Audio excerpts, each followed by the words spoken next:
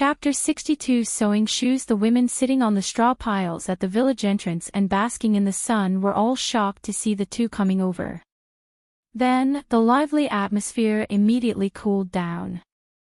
Sixth Aunt Goof saw the shoes in their hands and oiled her needle slightly. Then, she looked at the shoe sole in her hands, found the proper position, and stabbed it hard. At the same time, she asked curiously with a bit of contempt, "Oh, aren't you the two noble ladies of the third and seventh son? Why are you also making shoes like us country bumpkins? How rare. Oh, look at what you are saying. Now that we have the same identity, we naturally have to do as the Romans do." Mrs. Yao smiled as she stepped forward. "Yes, we're learning how to make shoes. This is our first time, and we're afraid of ruining something. This is why we're asking for your advice." Mrs. Lu echoed. "Ask for guidance. Mrs. Huang from your family is good at it. Why do you need to ask us for guidance?" The sixth aunt of the Gu family pouted. "That's right. I heard your family's concubine can even get work from the shop in town. If so, do you still need to ask us for help?" A woman said sourly. "Mrs. Huang knows some embroidery and sewing, but she has never done shoe soles. This is why we can only come and ask for your advice." When Mrs. Yao said this, she turned her head and said with a smile, "Sixth aunt, I heard that the soles you make are the strongest in the village. Can you teach us?" Sixth aunt heard her craftsmanship being praised and felt happy. She immediately moved her seat and said humbly, "I can't say I sew the sturdiest shoes, but I do add one or two more elements to them. If you want to learn, I'll teach you." "Okay, thank you, sixth aunt." Mrs. Yao responded by sitting down next to her. Mrs. Lu hesitated and finally sat on a stone on the side. The crowd smiled when they saw this, but no one reminded her that sitting on a rock at this time of the day was just asking for trouble. Sure enough, as soon as Mrs. Lu sat down, she felt a bone-piercing cold under her butt and immediately stood up. In the end, she sat on the straw pile with a look of disgust. Sixth aunt rolled her eyes at her but still stopped what she was doing and taught them how to sew the soles of their shoes. After she had taught them how to sew, she continued to sew her own. "By the way, third sister-in-law, did you guys know that Gu Qingrui and his wife bought a donkey?" she asked curiously. In fact, she was gloating about it as they should be regretting their decision now. The young couple's lives had gotten better after they left, but their old family was in nothing but chaos. "I've heard of it, but I've never seen it in person. Have you seen it?" Mrs. Lu replied as she struggled to adjust the soles of her shoes. "Yes, I saw him this morning when I came out to dispose of some waste. That donkey is sure fat and strong." "Then it's true. It's good that they can live well. We can rest assured." Sixth aunt gave her a disdainful look and didn't say anything else. Seeing this, Mrs. Yao was somewhat anxious. Since they knew that Shengru's family had become rich, why didn't anyone ask how they had become rich? When had the villagers become so generous? However, she didn't ask any further. Instead, she carefully sews the soles of her shoes. She was learning how to make it for her grandson, as she didn't dare let others do it. It would be troublesome if anyone did something terrible. Seeing this, Mrs. Lu did not say anything. Since Gu Qingrui had to pass through here to return to the village, she would bring up the topic again when the time came. A few more old ladies came in one after another. Because of their dazed silence, the others began to gossip again. However, the gossip voices were low, but some people were even pointing at them. After all, they still remembered how the Gu family had chased Gu Qingrui and his wife to live in Mother God's temple. Chapter 63 New ingredients. Of course, some people didn't like Mrs. Lu and Mrs. Yao. Seeing that they stayed, they immediately got up and left. Gu Qingrui did not know someone was waiting for him at the village entrance. After he entered Hongyun restaurant and unloaded the bean sprouts and tofu, he opened a bamboo basket and said, "Uncle Zhou, do you want to take these?" Chef Zhou looked inside the basket. There were 2 yellow objects, one black and one red. He asked, "What are these things?" He picked up a piece of braised tofu and asked, "Why does this look like tofu?" Gu Qingrui was secretly happy. "You have good eyes. This is braised dried tofu. Try it." Gu Qingrui didn't expect that there would be tofu here, but no other tofu byproducts. It seemed that this tofu business of theirs could continue. After Chef Zhou heard that, he put it under his nose and sniffed it carefully. He didn't expect the lovely fragrance from it. Then, he broke off a piece and put it in his mouth. He was surprised that the more he chewed, the more fragrant it was. It was much more flavorful than the regular stir-fried tofu. He nodded and said, "If we were to take it, how much would you sell it for?" "To tell you the truth, this is something that my wife made. You are the expert, so why don't you offer me a price?" "I can't make the decision myself, as I need Manager Liu's permission." After Chef Zhou finished speaking, he asked the waiter at the side to call for the manager. He looked at the other 2 items curiously and asked, "Are these 2 also bean products?" "Yes, this is tofu skin, and this is dried yuba. You can stir-fry them, mix them with food, or stew them. However, the yuba are dried, so you must soak them in warm water before cooking them." Chef Zhou nodded and looked at each of them carefully. Then, he began to think about how to cook them. If he could come up with 1 or 2 new dishes, he would be able to have an excellent new year. Come and read on our website Wuxia World site. Thanks. When Manager Liu came down, he saw Chef Zhou standing at the side in a daze. He went up and gave him a push. "What are you thinking about? You're here. Mr. Gu and his wife have sent 2 new ingredients, and I'm thinking about what to do with them." Chef Zhou said this after he came back to his senses. "Oh." Manager Liu looked at the items in the bamboo basket curiously and asked, "Are they all made of soybeans?" "Yes," Gu Qingrui nodded, then briefly explained their methods. Manager Liu also tried a piece of braised tofu and nodded. "Not bad. This tofu tastes similar to meat. However, our restaurant doesn't accept half-seasoned products, so we will accept them only if you produce them in their original flavor. As for the price, how about 8 coppers per pound? The braised dried tofu and tofu skin can be sold at 8 coppers, but dried yuba must be 20 coppers per pound." 20 coppers per pound. Isn't that too expensive?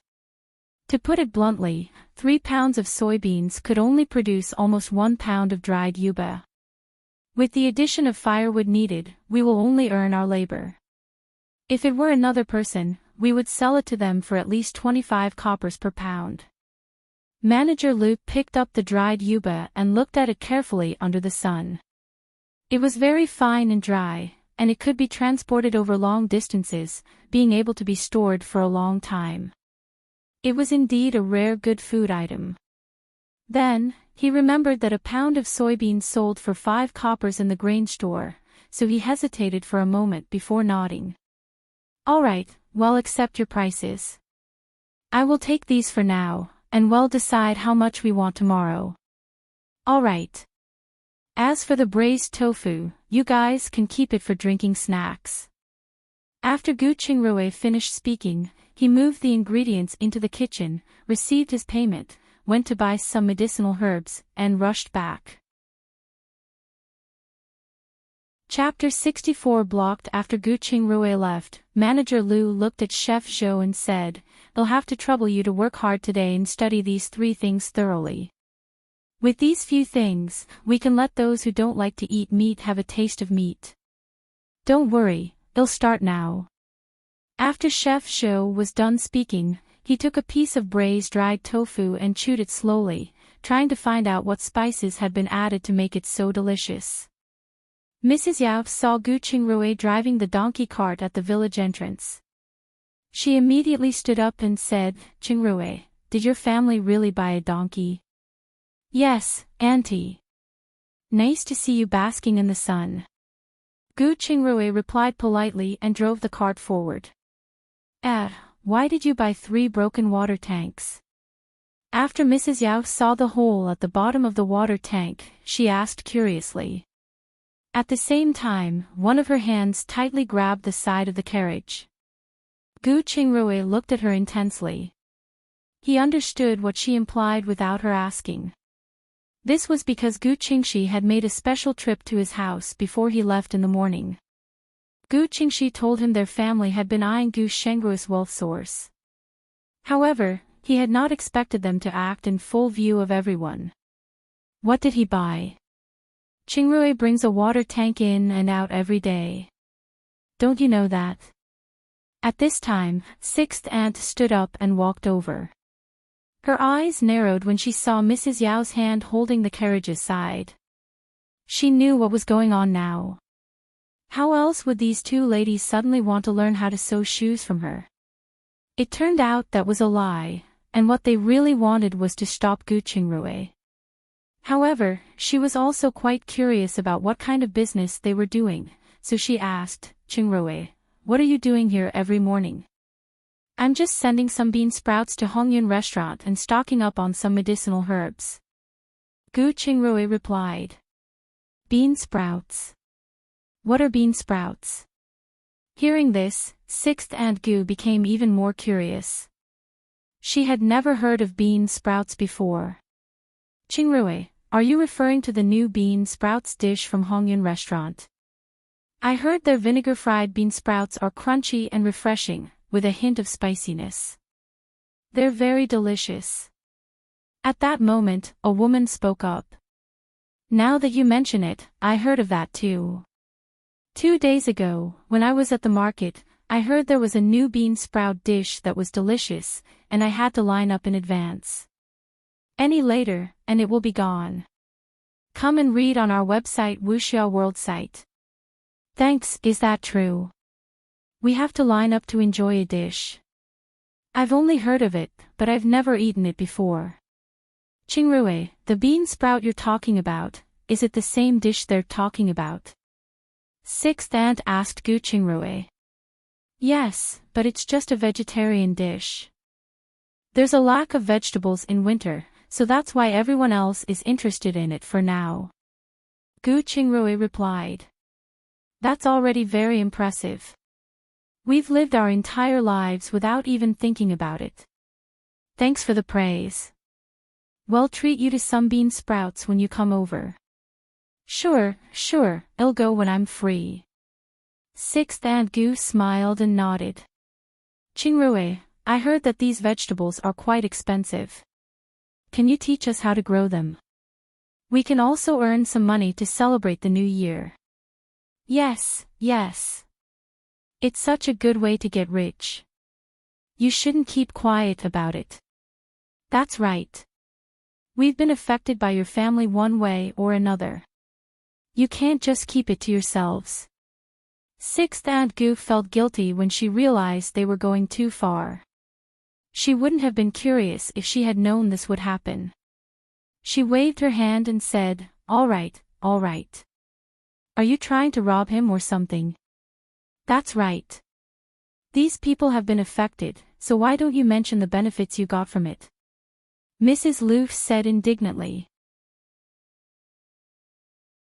Chapter 65 Can't hide anymore, you should stop speaking too. When Sixth Aunt Gu heard this, she looked at Mrs. Lu in a bad mood. She was obviously fanning the flames, and she would be the one who suffered if they got into an argument. Then, she glared at Mrs. Yao and pushed the donkey cart. "Qingrui, you should go home." "Thank you, Sixth Aunt." Gu Qingrui thanked her, then turned around and drove the cart home. However, he also knew that they could no longer hide the matter of the bean sprouts. It seemed that he had to go back and discuss countermeasures. On the other hand, Sixth Aunt Gu saw that the crowd still wanted to ask more questions, so she roared again, "All right, all of you, shut up. Growing bean sprouts is their family specialty. If you want to learn, go to their door with sincere requests. Besides, when they were chased out, who among you helped them? Now here you are, demanding the recipe for growing bean sprouts. You all sure have the nerve to ask for it." Sixth Aunt, "What do you mean chased out of the house? We separated in peace," Mrs. Lu said at this time. "We're neighbors. Do you really think I'm deaf?" Sixth Aunt Gu snorted coldly and walked into the middle of their bickering. She directly pushed them aside and rushed to the patriarch's house. She had caused such big trouble, so no matter what, she had to let the patriarch know.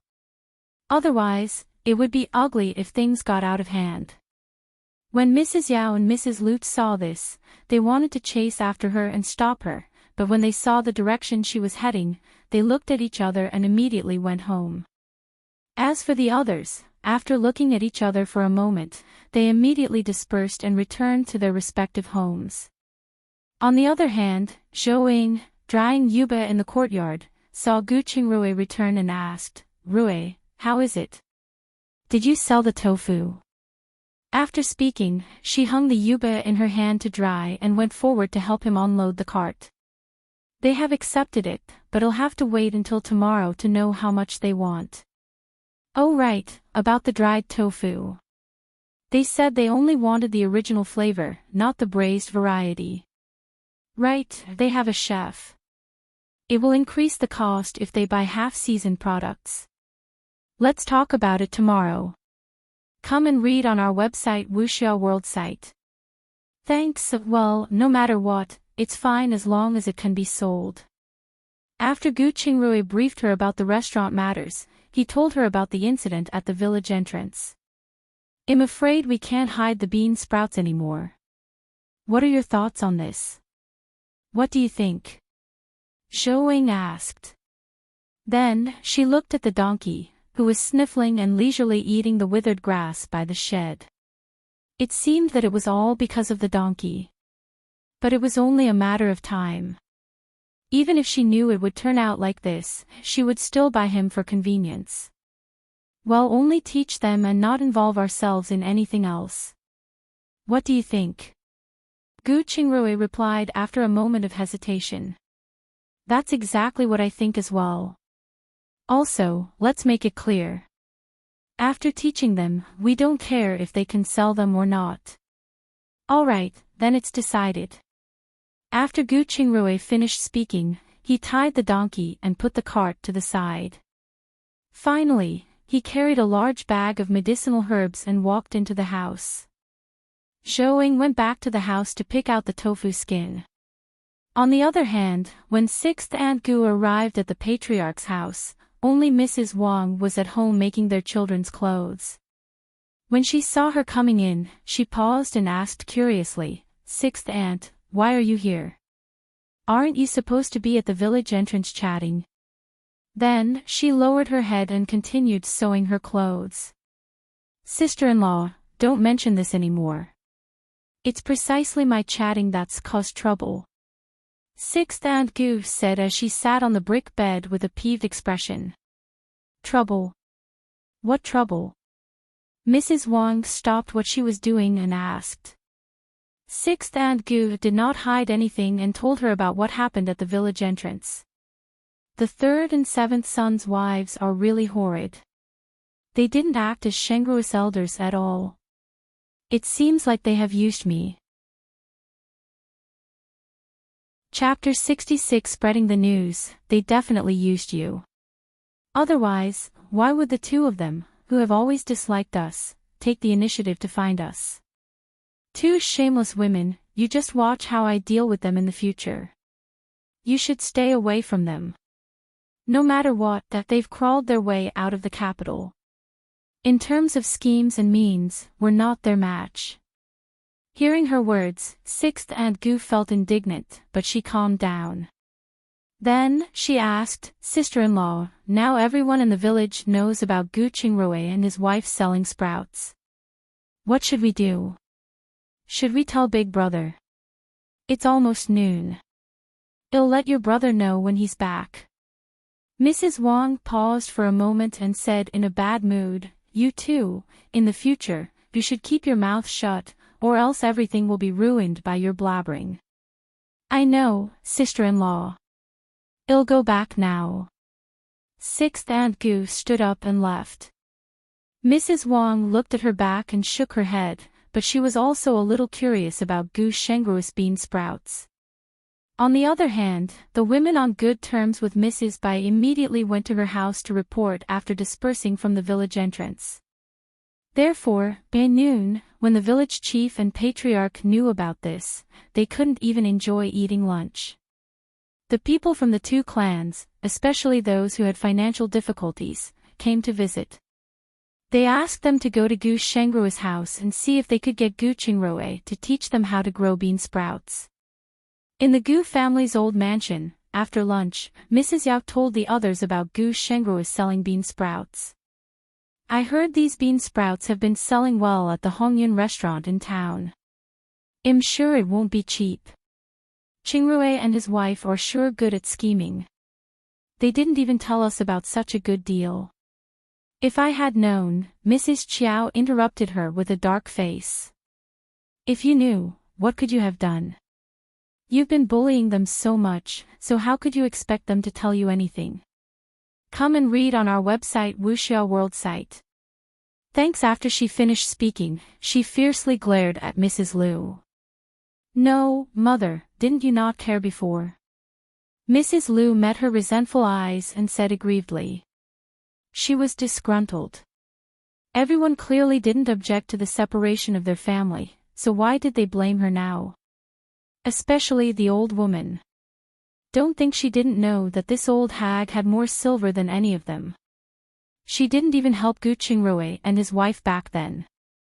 According to the changes in her expression, Mrs. Chiao knew what she was thinking and suddenly felt short of breath. Finally, she simply picked up her walking stick, hit it on the ground, and then hobbled back to the house. Seeing this, Gu Qingxi immediately put down his chopsticks, turned around, and ran out. Seeing this, Mrs. Yao said unhappily, what a sponge. Madam, Qingxi is just tired from chopping firewood the entire morning. After Mrs. Sun finished speaking, she lowered her head and silently ate the rice in her bowl. Mrs. Yao still wanted to speak, but second Uncle Gu directly interrupted her. Enough, what's all the noise? Can you all shut your mouths when eating? Brother, do you want to go out for a walk? When Father Gu heard that, he knew what was up.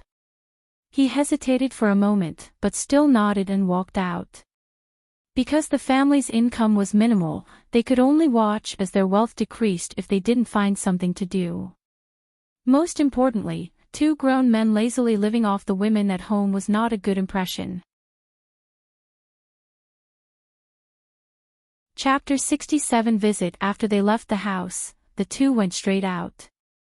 When they were outside, second Uncle Gu said, Brother, look, let's go and take a look. As long as we don't touch their sales channels, there shouldn't be any problems. Father Gu nodded.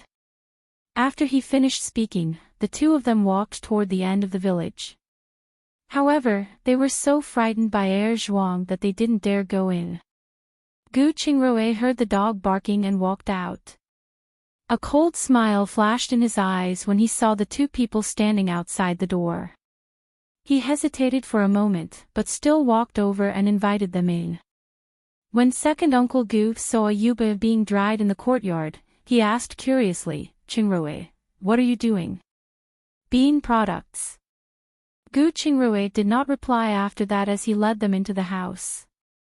Zhou Ying, who was eating dumplings, was shocked when she saw them come in. She really didn't expect them to come to her house shamelessly. But she still got up and brought them 2 stools. Father, second uncle, I have some dumplings. I'll make a bowl for each of you. After saying that, she turned around and walked out. Father, second uncle, have a cup of water. Gu Qingrui poured a glass of water for each of them. You guys seem to be living quite a good life now. Second Uncle Gu said as he looked at the white dumplings on the table. I was just lucky, Gu Qingrui said as he sat in the center seat. When Father Gu heard him say this, he knew that Gu Qingrui still held a grudge against him for the separation of the family. He immediately turned around and wanted to leave. However, when he thought of all the looks of disdain and ridicule he had received during this period of time, as well as his family situation, he finally decided to stay. However, his expression was not good. Seeing this, Gu Qingrui did not provoke him anymore. Instead, he asked, "Did you come here today for the beet sprouts? Come and read on our website Wuxia World site." "Thanks, that's right. I'm not afraid of you laughing at us, but we haven't found a job yet. You know the situation at home. There are a few mouths waiting for food. We can't just sit there and do nothing." Second Uncle Gu said. "Did you know that Mrs. Liu and second aunt blocked me at the village entrance? We only learned about it when we were having dinner, and I understand they are in the wrong. How could they spread this news? They're diluting our source of income." Gu Qingrui nodded and looked at him, waiting for the verdict. Second Uncle Gu was at a loss for words and had no idea what to say. He could only look at Father Gu. Father Gu only looked at Gu Qingrui and did not say anything. The two of them looked at each other for a while, but neither had the slightest intention of backing down. "How about we get your mother and second aunt to come and apologize to you later?" Second Uncle Gu spoke up right away. "Mrs. Liu," Gu Qingrui corrected. Second Uncle Gu was stunned for a while before he understood what Gu Qingrui meant. Gu Qingrui did not acknowledge Mrs. Liu's position as the first wife. Then, he looked at Father Gu with a weird expression. Seeing this, Father Gu clenched his fists, got up, and walked out.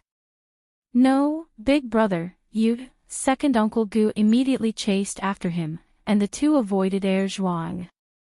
At that time, Zhou Ying, hiding in the kitchen, saw they had left and immediately returned to the living room.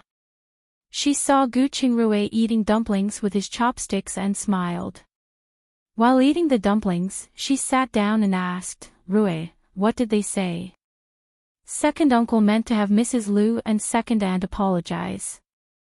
In the end, because I didn't acknowledge Mrs. Liu's identity as my stepmother, the two of them left in anger. No way. When did they become so submissive? It's not that they are submissive, it's just that the old man is too prideful. It's already his limit to lower his pride and come. It'll be interesting to see if he can hold back now that he's being made fun of in front of second uncle. Chapter 68 Purpose Showing nodded thoughtfully, then said, "Then we'll wait for Mrs. Liu's apology. With Mrs. Liu's character, I doubt she will. Moreover, the old man wouldn't let her come over to apologize to a youngling like me." Gu Qingrui paused for a moment and said, "Babe, if they dare to make things difficult for you, don't be soft-hearted, or there will be endless trouble in the future. Don't worry, just based on the fact that they owe me 2 lives, I won't be soft-hearted toward them." "That's good. Don't fight with force. If there's anything, let's discuss it. Alright, hurry up and eat. Otherwise, these dumplings will turn into a lump." After Zhou Ying finished speaking, she continued eating the dumplings. On the other hand, the 2 Gu brothers went out one after another. Second Uncle Gu still wanted to persuade his brother, but Father Gu did not give him a chance. He just rushed home in a rage. "Third brother, what's wrong with you two? Are you two fighting?" The patriarch, who was walking towards them, asked. The village chief, following behind him, chimed in, "That's right. Let's talk it out. We're all family, and no obstacle can't be overcome.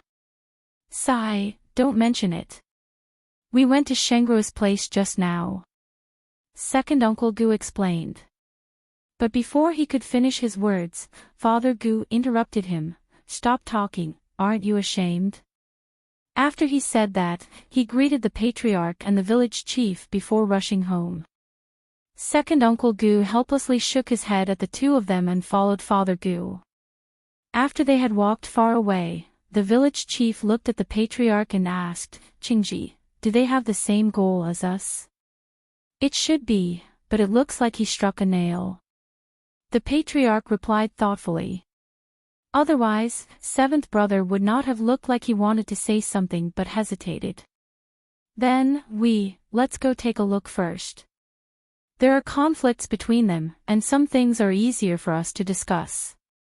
But of course, we wouldn't let the young couple take the short end of the stick. That's for sure. It's not easy for them either." After that, they walked toward Gu Shengru's house. When they reached the entrance, they shouted and avoided air zhuang as they entered the house. Gu Qingrui happened to meet the two at the door. The village chief pointed at the yuba and asked, "Qingrui, what are you guys making? The yellow ones look pretty good." "It's a bean product that Ing made. It's cold outside, Uncle and Grandpa village chief, you should come inside." Gu Qingrui let them into the house. The village head looked at the yuba thoughtfully. If the couple had a new source of income, it would be easier for them to ask for the bean sprouts.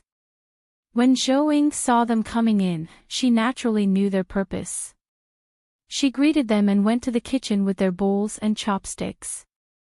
After washing up, she made a pot of chrysanthemum rock candy tea for them. It just so happened that they were almost done with the small talk, so the patriarch asked, "I think you and your wife more or less know the purpose of our visit today."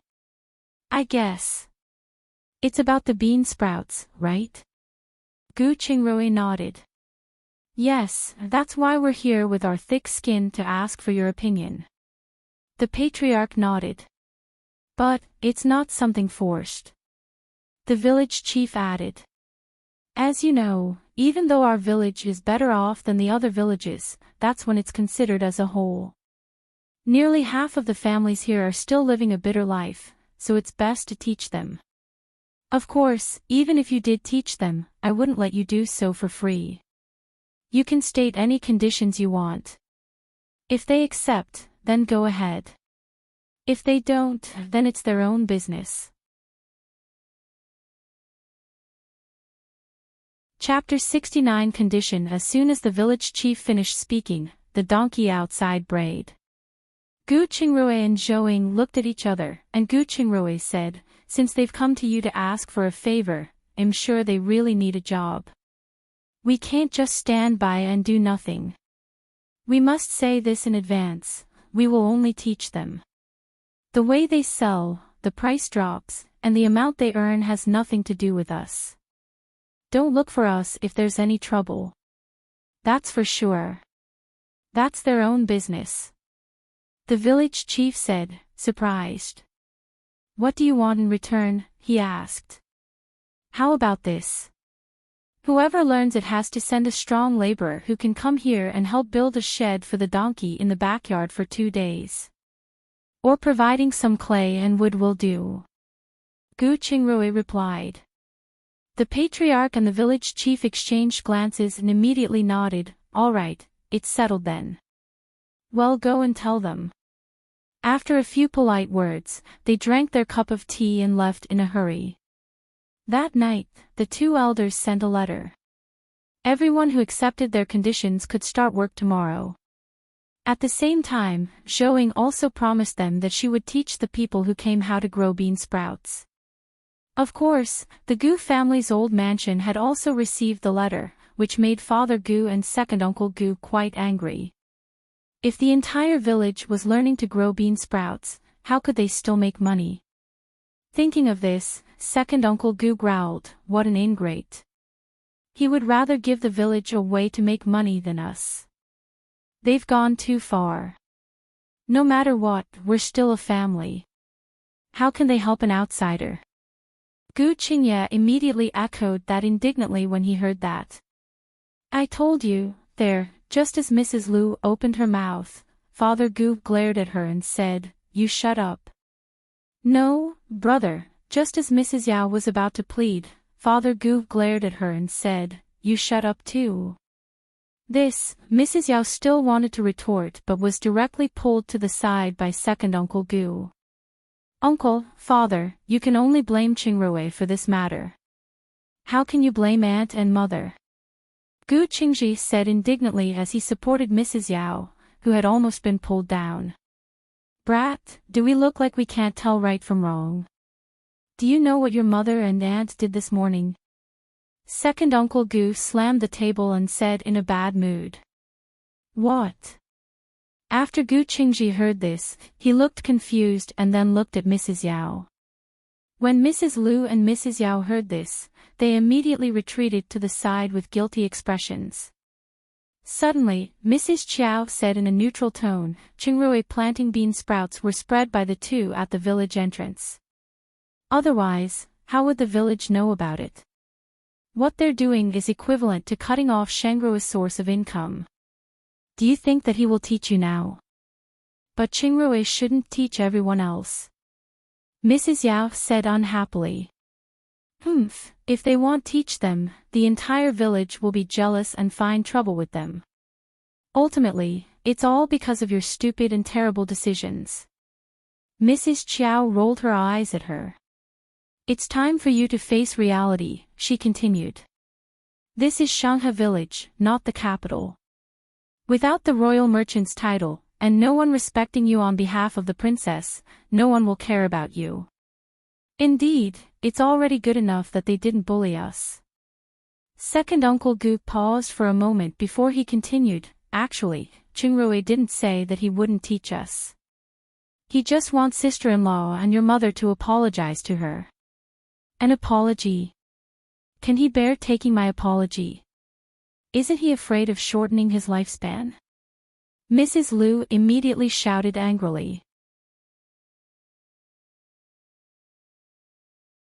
Chapter 70 Rare Guest. Father Gu sneered and immediately turned to leave.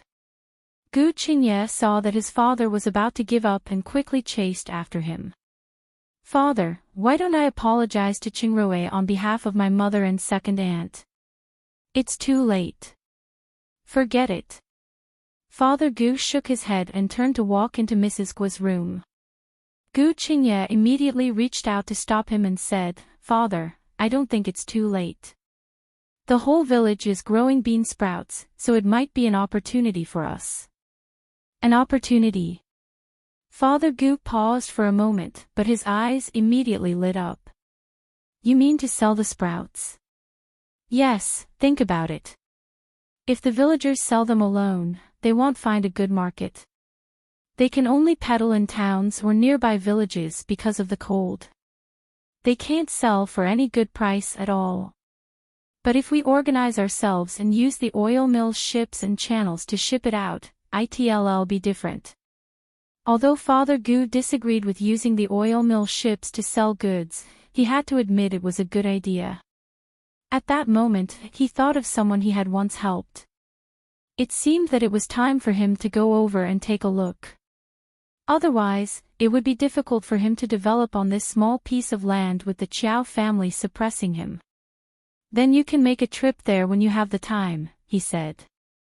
"But if it doesn't work out, don't make it too awkward." Gu Qingye's expression froze for a moment before he nodded and said, "I know, father. I'll go over now." After he finished speaking, he walked out. However, his face was getting darker and darker. He initially thought that after the failed attempt to wash away the bad luck and the separation of their family, his father would completely hate Qingrui. Now, it seemed things weren't too simple. Now that Shengruo's ability was revealed, his father clearly intended to reconcile. It seemed that he had to be more careful of Qingrui in the future. Father Gu did not care about his feelings. He was only thinking about how to restore the Gu family's past glory. As long as anyone was helpful to him, he would make use of them. On the other hand, Gu Qingye walked to Gu Shengruo's house. He paused for a moment before he walked over and knocked on the door. Hearing the dogs barking, Gu Qingrui, who had come out to welcome their guest, was stunned when he saw him. "Qingye, what a rare guest." After saying that, he waved at Zhuang and brought him into the house. When Gu Genji entered, he saw the patriarch and village chief sitting in front of the dining table, drinking tea and peeling peanuts. He was startled for a moment before addressing them, "Uncle, Grandpa Village Chief. Qingye, you are here. Have a seat and try these 5-spice peanuts cooked by Miss Zhou. It's really fragrant." The patriarch smiled and waved at him. After that, he even moved his chair to make room for him. "Thank you, Uncle." Gu Qingye thanked him as he took a stool and sat down. "Qingye, drink some water." Gu Qingrui handed him a cup of chrysanthemum tea. "This is a chrysanthemum." Gu Qingye took the teacup and asked in surprise when he saw a small chrysanthemum blooming in the water. "Yes, wild chrysanthemums can dispel cold, clear heat, cleanse the liver, improve eyesight, and have detoxification and anti-inflammatory properties. It works exceptionally well in the case of dry mouth, heatiness, dry eyes, limb pain, and numbness caused by wind, cold, and moisture. Therefore, drinking a cup or two of them occasionally is good for your body." Gu Qingrui before sitting back down. "I didn't think you would really learn some real skills from Dr. Sunday. It's easy to be influenced by what you see and hear all day, so I can't help but remember some of it. But fortunately, I was paying attention back then and can have a skill of my own to make a living." Gu Qingrui replied. "I don't think it's just to make a living. Your skills are equal to the doctors in town," the patriarch said with a smile. Chapter 71. Everyone changes. Not only that, didn't the 13th son of our Qian family get rejected by the doctor in town? Qingrui still saved him in the end. The village chief said. "Two elders, please stop with the praising. Let's see how it goes in the future." Gu Qingrui said with a smile. Yes, we look forward to it." The patriarch agreed. He then looked at Gu Qingye and asked, "By the way, Qingye, why did you come here today?" Gu Qingye looked at Gu Qingrui hesitantly, but he could not say the words of apology he had prepared. "Is it because of the bean sprout?" the village chief asked. "Yes and no, there are other things. Then you guys can chat. It's getting late, and we should go back." The patriarch looked at his stammering appearance and knew that it was something hard to say before them. He grabbed a handful of peanuts and immediately stood up. Right, you young people can chat. We'll be going back now." The village chief stood up and agreed. Seeing this, Gu Qingrui did not ask them to stay. After sending them to the gate, he turned around and returned to the house. After he sat down, he looked at Gu Qingye, who was drinking his tea, and said, "Qingye, there's no one else here. If there's anything you need, just say it." Gu Qingye put down his cup and stood up. He bowed deeply and said, "I'm here today to represent my mother and second aunt and apologize to you for what happened this morning." Seeing this, Gu Qingrui was shocked. At the same time, he admired Qingye for his personality. Qingye was able to be flexible with his standing. Based on this, he had to be more careful with him in the future. "Qingye, please have a seat. To be honest, I'm really disappointed in mother and second aunt's actions. No matter what, I'm still my father's son, but they treat me less than an outsider. Don't you think that their ruckus has forced me against the rest of the village? I have no choice but to tell them how to produce bean sprouts." Gu Qingye's expression froze on his face because he could not refute what he had said. If it were him, he would not even let him in. "Yes, I also know that they have indeed gone too far, so I hope you can forgive them on behalf of father." "I can't say that I've forgiven them. I just hope that they'll remember this in the future. I won't tolerate this forever." Gu Shengru's face turned cold. "If there's a next time, I won't let it go so easily. Don't tell me you want to. What if this happens to you? Hi, Qingye, do you still remember what kind of life we had at home? Do you still remember the circumstances under which we separated? If it were you, what would you do? Gu Qingye clenched his fists and mumbled, "You've changed a lot. At a certain point, people will change. Didn't father change? Has your mother not changed? Even Qingxi isn't as lively as before, and has become a hard-working and bitter person." Gu Qingye looked at him deeply after hearing that. He was shocked when he saw the tenacity, confidence, and faint deterrence in his eyes. At the same time, he quickly understood that Qingrui had grown up quickly into a man with a truly strong heart. He was no longer the pitiful, helpless wretch, nor was he the person they could bully whenever they wanted. When he thought of this, he panicked slightly.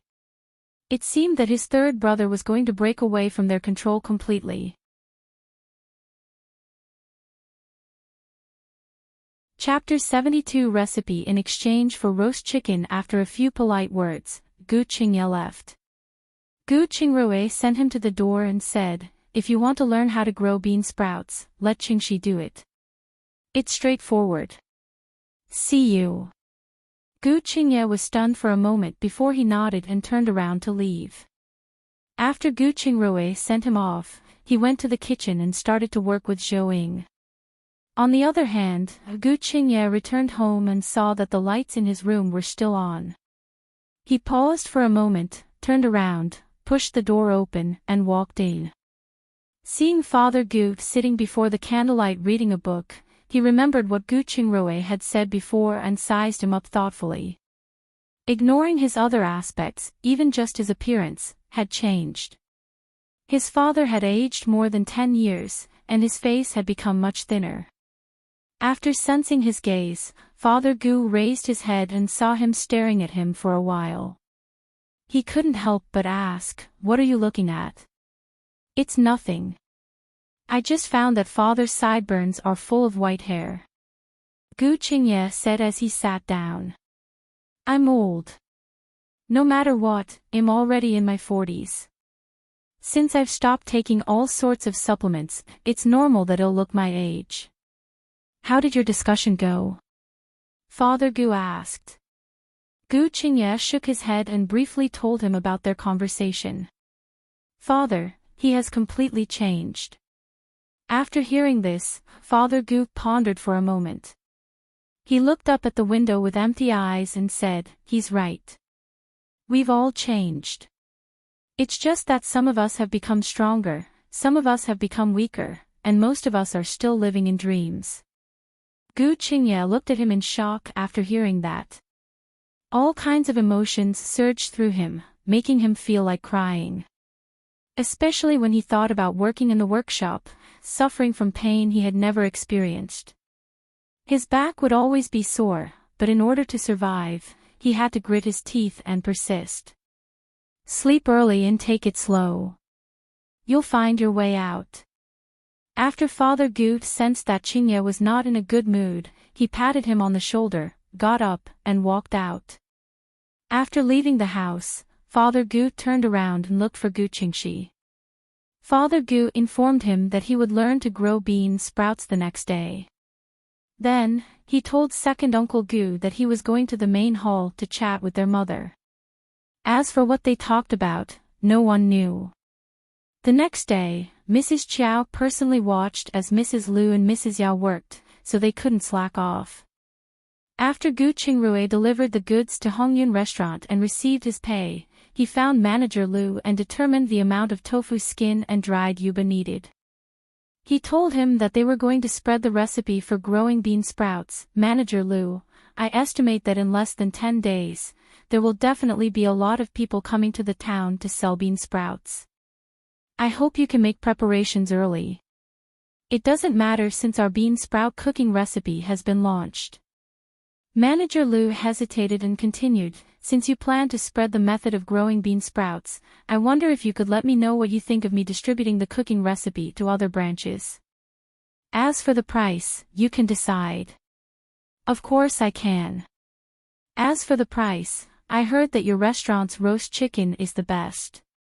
Why don't you give one to me? Manager Lou was stunned for a moment before he laughed out loud.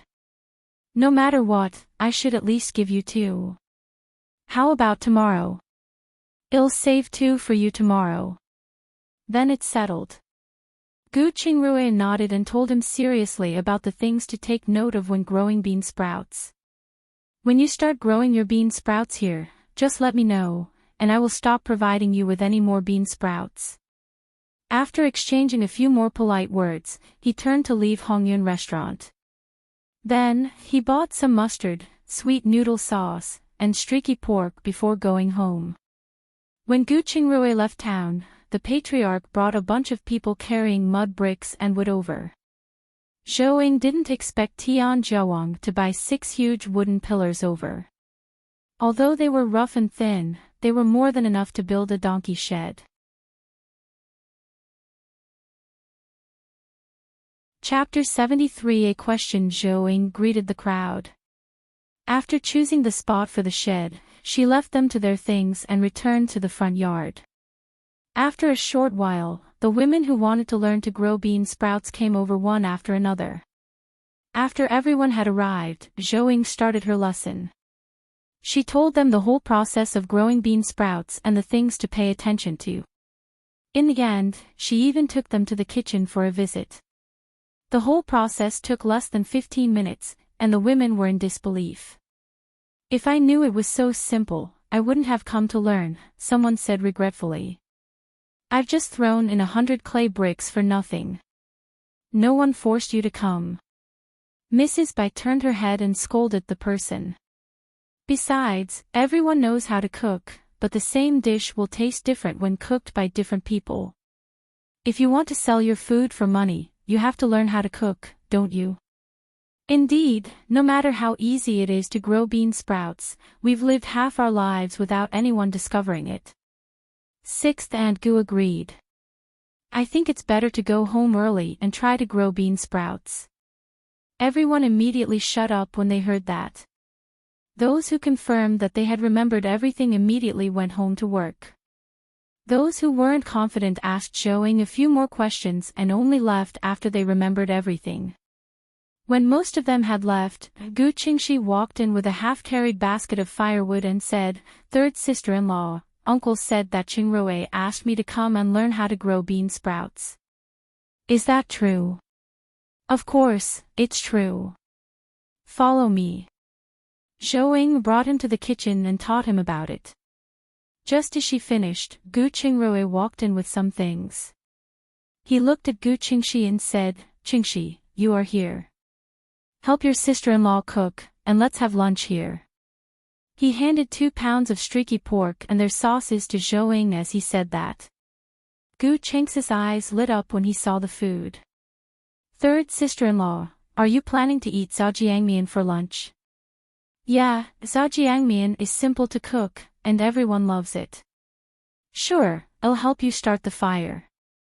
Then you guys go ahead, I'm going to the back," Gu Qingxi said as he led the donkey cart to the backyard. Meanwhile, Zhou and Gu Qingxi cooked in the kitchen. When they were almost done, Zhou asked, "Have you been eating well at home recently?" "Still the same, but I occasionally find some wild game on the mountain to eat.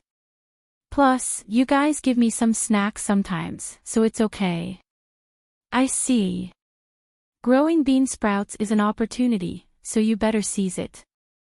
Gu Qingxi paused before he smiled and nodded. "Thank you, third sister-in-law. I understand." In the blink of an eye, 2 days had passed. Not only had the patriarch helped to build a spacious donkey shed, but he had also helped to build a chicken pen. When they were finally done, Zhou brought 2 pounds of tofu for each of them to express her gratitude. Following that, the village was quite harmonious. On the 7th day, Sister Tian was the first to grow her batch of bean sprouts. Following that, everyone succeeded one after another, and there were more people selling bean sprouts everywhere. Therefore, in less than 2 days, many people suffered a blow due to the oversupply. In the end, Father Gu and second Uncle Gu bought over their bean sprouts at the price of 2 coppers and then sold them to the neighboring county by boat. Their business was going well. However, Tian Zhuang didn't sell his bean sprouts to them. Instead, he pushed his cart to town and the villages to sell them, having quite a good business. That afternoon, Zhou collected the dried yuba when Tian Zhuang passed by. He saw and greeted her. "You sure are busy." "That's right. Brother Tian, you've sold them out so quickly." Zhou turned her head and asked.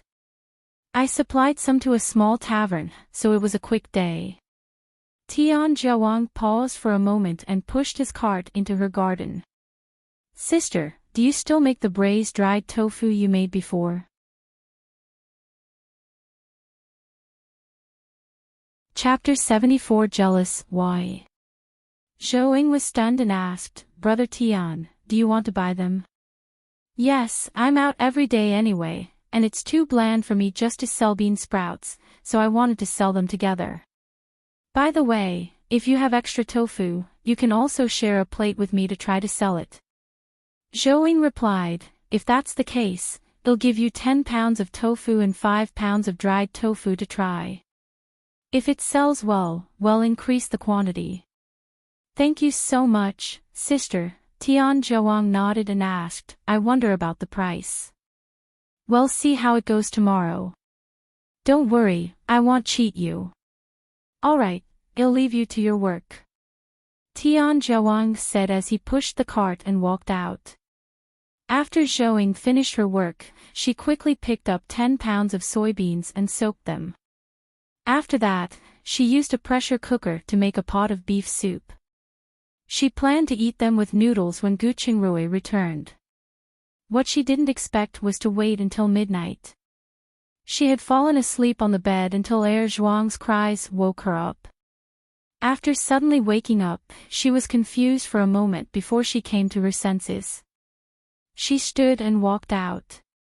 Seeing it was Gu Qingrui, she heaved a sigh of relief and asked, "Why did you come back so late today?" "I was in the neighboring village. I met a pregnant woman who was having a difficult labor, so I came back late." Gu Qingrui strode in after explaining. "You delivered a baby?" Zhou asked with a worried look. This wasn't the modern world. If he, as a man, delivered a baby, his reputation might be ruined. "No, I just prescribed some medicine to induce labor and guided the midwife to give birth." Gu Qingrui pinched her nose and said, "Don't worry, I know what the situation here is like. I won't help deliver a baby unless I have no other choice." Zhou was relieved and said, "That's good. Go wash your hands first. I'll go make some noodles and we'll have ramen tonight. Give me 2 more pieces of meat, I'm really hungry today." Gu Qingrui quickly said. "All right." Zhou replied and went directly to the kitchen. She stoked the fireplace and closed it up. Then, she went into her interspace and cooked 2 big bowls of ramen. She picked out the beef and put it into one big bowl, then brought the bowls out.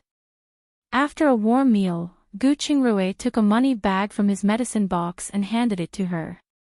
"By the way, this is the silver we earned today, a total of 3 taels and 2 coins. The 2 taels of silver were given by 13th uncle when I did a follow-up examination." "You didn't ask for money back then, right?" "Yes, I didn't. The medicine that came later was also something they bought from town. They felt embarrassed for me treating him for free, so they gave me 2 taels of silver. I saw they were sincere in giving it to me, so I accepted it." Zhou nodded and left him 2 copper coins, putting the rest into her interspace. "Let's sleep in your interspace tonight. I need to make a box of acne cream with aloe vera for a patient," Gu Qingrui said. "Female?" "Yes, it's a little girl." "Make me a box of moisturizer then, but I have to feed Zhuang first." After Zhou finished speaking sourly, she put the rest of the bones into the bowl. She scooped a big bowl of hot soup and threw 2 black steamed buns into it, giving them to Zhuang. After that, the couple took the dirty bowls into the interspace and continued their business. The following day, when the two came out early to grind soybeans, Zhuang remembered that she had promised to provide some tofu and dried tofu for Zhuang. She hurriedly told Gu Qingrui about this. Gu Qingrui hesitated momentarily and said, "Just do as you see fit, but don't tire yourself out."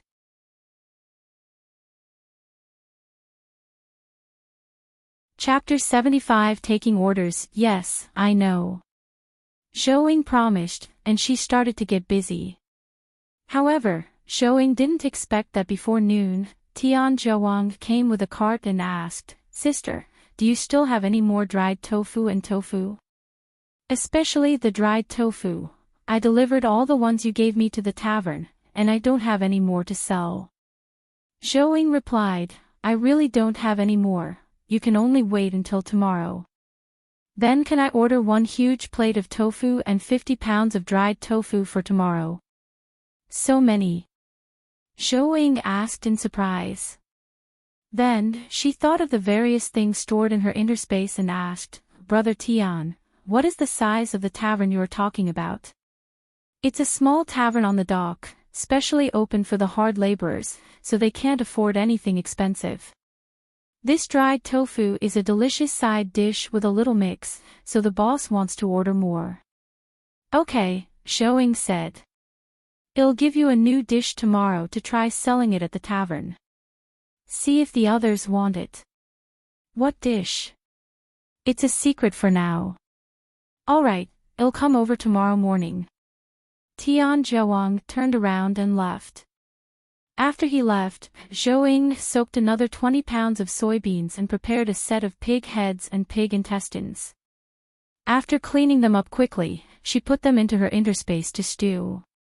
In the evening, she went into her interspace on time and took the pork out of the stew, completing her braised pork intestine dish. At night, Gu Shengru's eyes lit up when he saw the braised pork intestine. "Babe, I thought you never ate intestines. Why did you make these braised pork intestines today?" "Because you like to eat it. I've made it just in time to satisfy your craving," Zhuang said as she told him about her plan to sell the intestines while serving him some rice. "It's good, but you'll be too tired." "It's nothing. I have nothing to do anyway. You can go out and chat around. It's not good to be cooped up at home all the time, right? Let's talk about it after the new year. Everyone is busy growing bean sprouts. Who has the time to chat?" "That's true. There are fewer people out and about in the village now." Gu Qingrui saw that she was insistent and did not try to persuade her anymore, so he decided not to make house visits for his patient again. He would wait for his patients to come to him and stay at home to help her with her business if there weren't any. Unexpectedly, Gu Qingrui again received a large order from Manager Lu the next day. He asked the couple to provide them with as many dried yuba as possible, and they would take them all. Therefore, after returning home, Gu Qingrui stayed at home. He helped Zhuang dry the yuba, filling up the kitchen, living room, and courtyard. In the afternoon, Zhuang ordered a serving of braised pork intestines.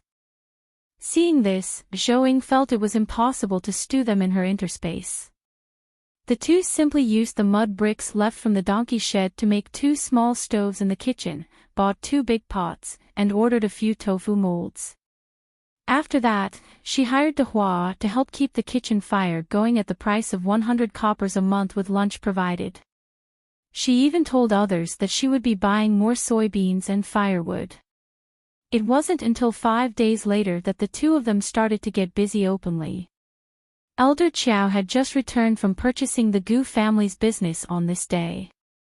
When he heard that the restaurant's business had taken a dive, he immediately looked for the manager of Dongxing Restaurant, Wang Quan. He asked, "Mr. Wang, I heard that the restaurant's business hasn't been good recently. What's going on?" "Sir, there are 2 main reasons. Over the past month, Hongyun Restaurant has been releasing new dishes one after another, snatching away many of our high-end customers. There's also a small tavern on the dock that has introduced a lot of new dishes. More than half of the customers in the middle and lower end have left too, so, Wang Quan replied in a trembling voice.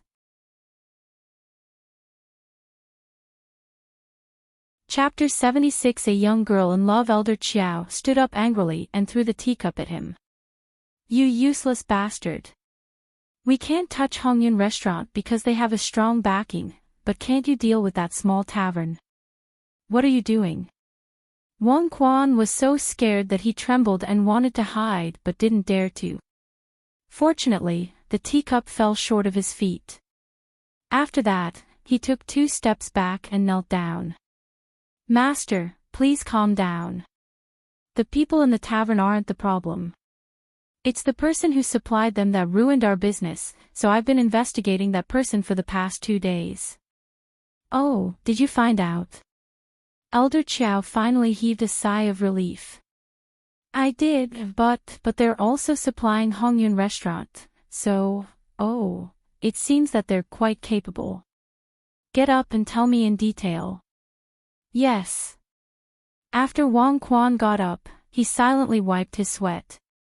Then, he talked about Zhou and her husband's business and mentioned that Father Gu and second Uncle Gu were reselling bean sprouts in the neighboring county. What? Have the Gu brothers found a job? What are you guys doing? Elder Chiao slammed his fist on the table and roared. I found it when I was investigating the couple. It hasn't been dealt with yet. How long have they been doing this? About half a month. Chiao Mu, come in. Hearing this, Elder Chiao turned his head and shouted outside. The Chiao estate's housekeeper, Chiao Mu, standing guard outside the door, felt his heart skip a beat when he heard Elder Chiao's furious roar. However, he still quickly walked in and greeted him. Master, do you have any orders? Orders? How would I dare to order you?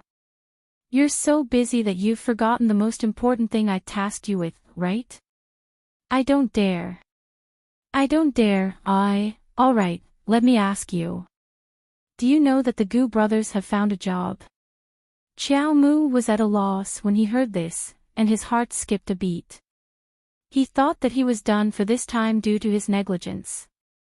Then, he bowed and said, Please forgive me, Master.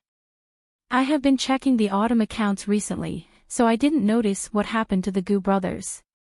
But, of course, it was my negligence. You're making excuses. I think you just don't care.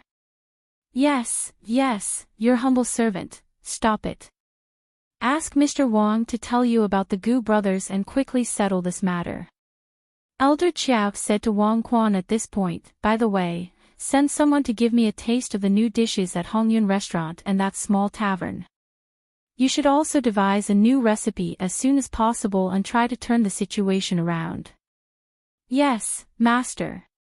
I'll do it now. Wang Quan turned around and left after he finished speaking. When Chiao Mu saw this, he bowed to Elder Chiao and withdrew. Then, he found Wang Quan to understand the Gu brothers' matter. He turned around, called 2 people over and instructed them on something. At the same time, Zhou and her husband were busy making yuba. Then, suddenly, they heard Zhuang's barking. Gu Qingrui immediately stopped what he was doing and walked out. Seeing someone with a servant standing at the door, shocked by Zhuang, he was stunned for a moment. Then, he walked out and said to the veiled girl, Miss Lu, You've used up the ointment? Not yet. Dr. Gu, aren't you going to invite me in for a seat? Miss Lu bowed and said.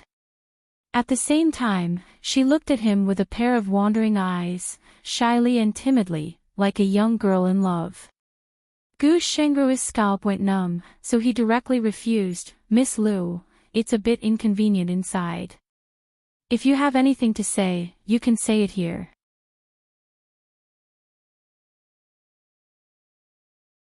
Chapter 77. A warning. Dr. Gu. Miss Lu looked at him with a sad expression and tears in her eyes. Gu Qingrui did not give her another chance to show her charm and rejected her again. Since Miss Lu isn't here for a consultation, please leave. After that, he turned around and went home. Seeing this, Miss Lu wanted to stop him, but Zhuang once again bared his teeth and barked at her. Seeing this, the maidservant at the side said, "Young miss, in this servant's opinion, we should leave. We can send Dr. Gu for a follow-up examination when the ointment is gone.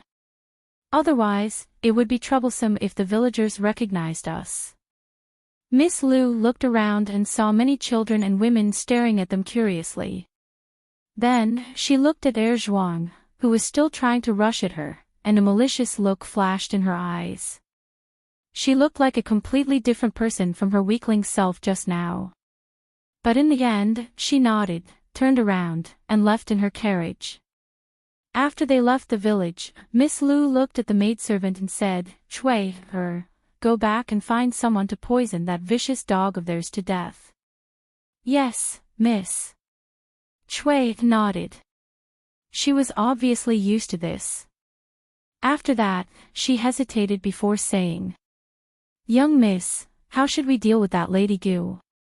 She is the wife of Dr. Gu. Furthermore, she is the daughter of the imperial physician Zhou. I'm afraid she is not easy to deal with." "What's there to be afraid of? Hasn't my father always been suppressing the Gu family?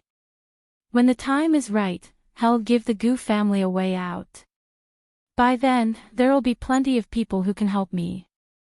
"I understand. Miss, as expected of your smarts." After Chui finished speaking, she obediently poured Miss Lu a glass of water. When they arrived in town, they took a detour and entered the back door of the Qiao family's residence. Gu Qingrui did not know about Miss Liu's scheme, but he would not take it to heart even if he did. He did not want to cause trouble all this time because they just wanted to live a simple and warm life. However, he would not let it be if trouble came knocking on his door. Therefore, when he returned to the kitchen, he smiled at Zhou Ying, who was still busy. Then, he turned around to get busy as well. 2 days later, Tian Zhuang came to pick up the goods. After that, he pulled Gu Qingrui aside and said, "Brother Gu, you guys should be more careful these days." "Brother Tian, did you hear something?" Gu Qingrui paused, turned his head and asked. "I can't say for sure, but someone asked for the recipe for the braised intestines, and I also saw strangers wandering around the village these 2 days. I can't guarantee anything, but I just feel uneasy." "Who is it? When did he ask you for the recipe for the braised intestines?" "When I started delivering the braised pork intestines," the tavern owner asked. "But after I said it was troublesome, he didn't ask again. Yesterday, I heard from the tavern owner that someone had been asking about the recipe for the past 2 days, and they've been going there to buy the pork intestines for the past 2 days. Every time they go, they'll buy everything." "I understand. Thank you for telling me this, Brother Tian. You should take care of yourself too." "I will. Sorry to bother you." Tian Zhuang said his goodbyes and pushed the small cart away. Gu Qingrui stood in place and pondered for a moment. Those interested in the recipe for braised intestines were most likely in the food business. It was more likely to be the restaurants in town. Of course, the possibility of it being Hongyun restaurant wasn't high, as they could have just looked for them directly. Who would it be? His heart stopped as he remembered that the Qiao family also had a restaurant.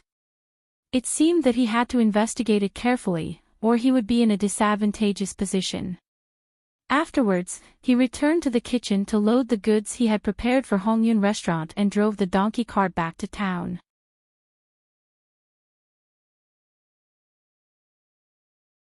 Chapter 78. Poisoning. Zhou Ying didn't know about this. After Gu Qingrui left, she continued to dry the yuba as usual. However, when she was moving the drying frame into the yard today, she found a giant dead rat at the foot of the wall. She was disgusted and put the yuba aside to find a shovel to throw it away. When she walked to the shed, she found a white bun on the ground.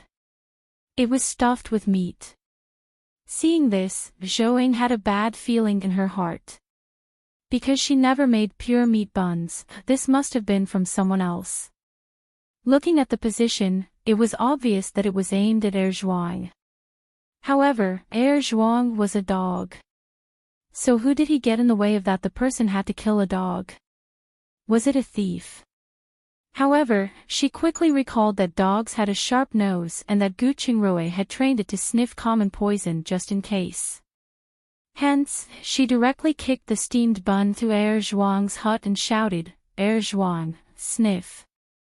Sleeping with his eyes closed, Zhuang woke up immediately when he heard her call.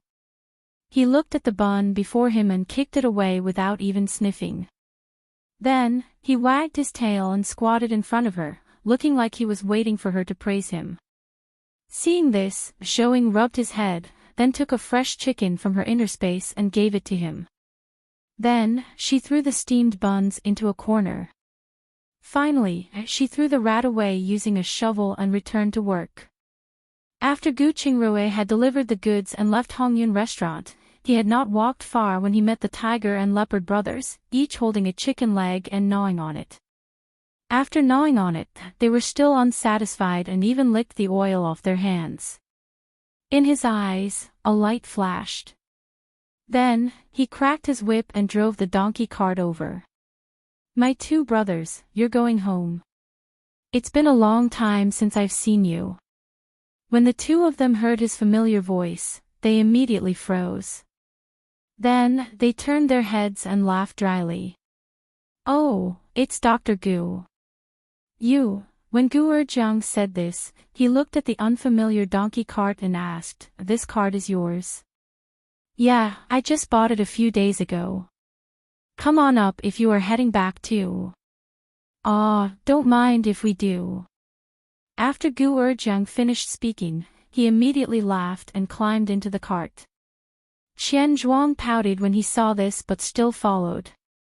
After they left the town, Gu Qingrui asked again, My two brothers, what have you been busy with recently?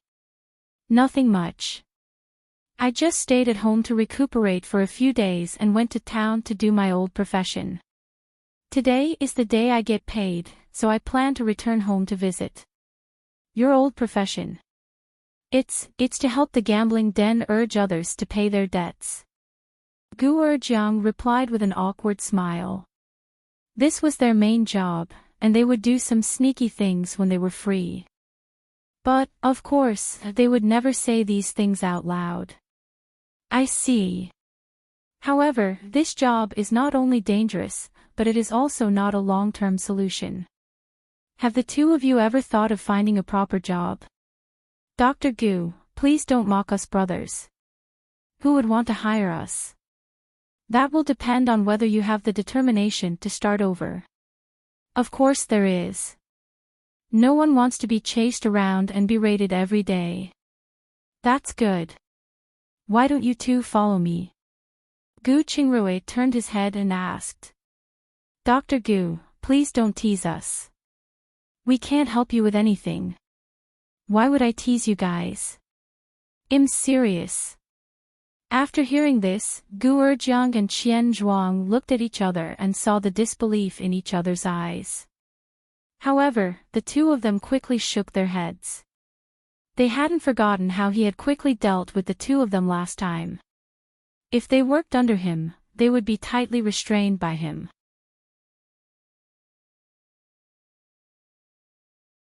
Chapter 79 Recruitment. When Gu Qingrui saw the resistance on their faces and the fear in their eyes, he quickly understood. They were afraid of him after he beat them up on the mountain. It seems that playing with them in the dark was worth it back then. Why don't you even have the heart to correct yourself? He said with a look of disdain. Or do you want to live like this for the rest of your life? Not only would you not be able to experience the warmth of having a wife and child, When you are old, you won't even have anyone to serve you tea. After you die, you will be wrapped in a straw mat and buried in a pit. There wouldn't even be anyone to burn you money. Or maybe even worse, there won't even be a corpse of you to collect.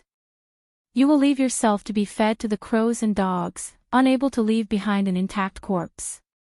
At that moment, the faint cry of a crow could be heard, causing the two of them to shiver in fear. They didn't care if they had a wife or children or not, since they couldn't afford to raise them anyway. However, they couldn't stand it when they thought about how their corpses would be exposed in the wilderness and how they would end up being eaten. Then, the two of them looked at each other again and asked in unison, "Dr. Gu, are you really willing to give us a job? Do you think I'm free to talk so much nonsense with you? Then, I wonder, what do you want us to do?" Qian Zhuang asked. Gu Erjiang quickly followed and nodded. "You guys should know that I'm also making tofu and dried yuba in addition to practicing medicine. Your work is also simple.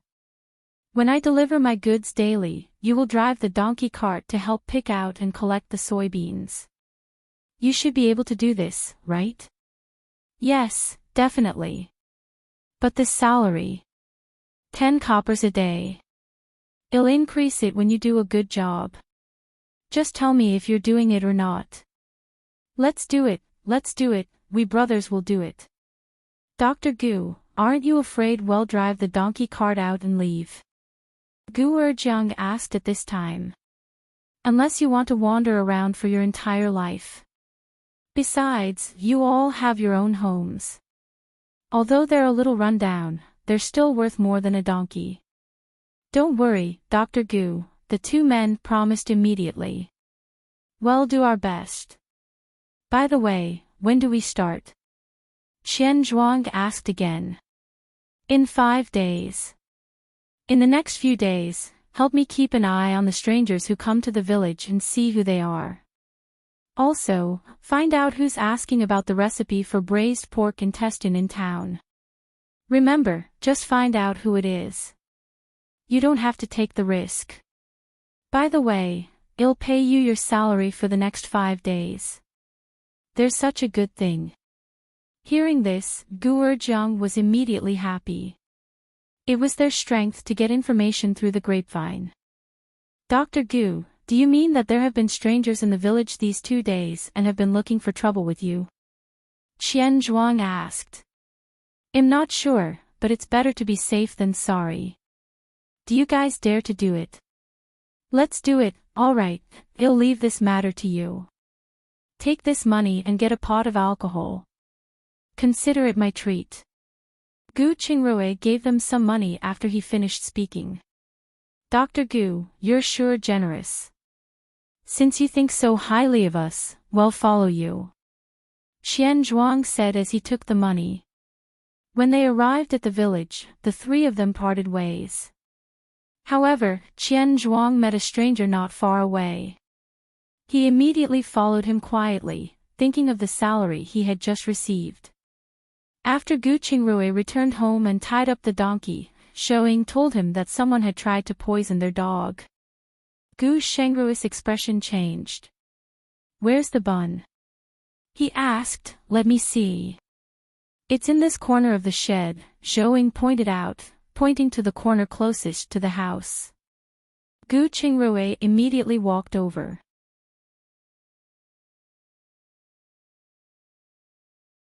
Chapter 80. Something happened. Seeing the remaining half of the bun, Gu Shengrui's eyes immediately narrowed. Because he could tell that this kind of steamed bun with lots of ingredients was definitely not bought. The main issue was that there weren't many houses in the village that made this kind of bun, and it was impossible for them to use it to harm a dog. This meant it was most likely done by an outsider with decent family wealth.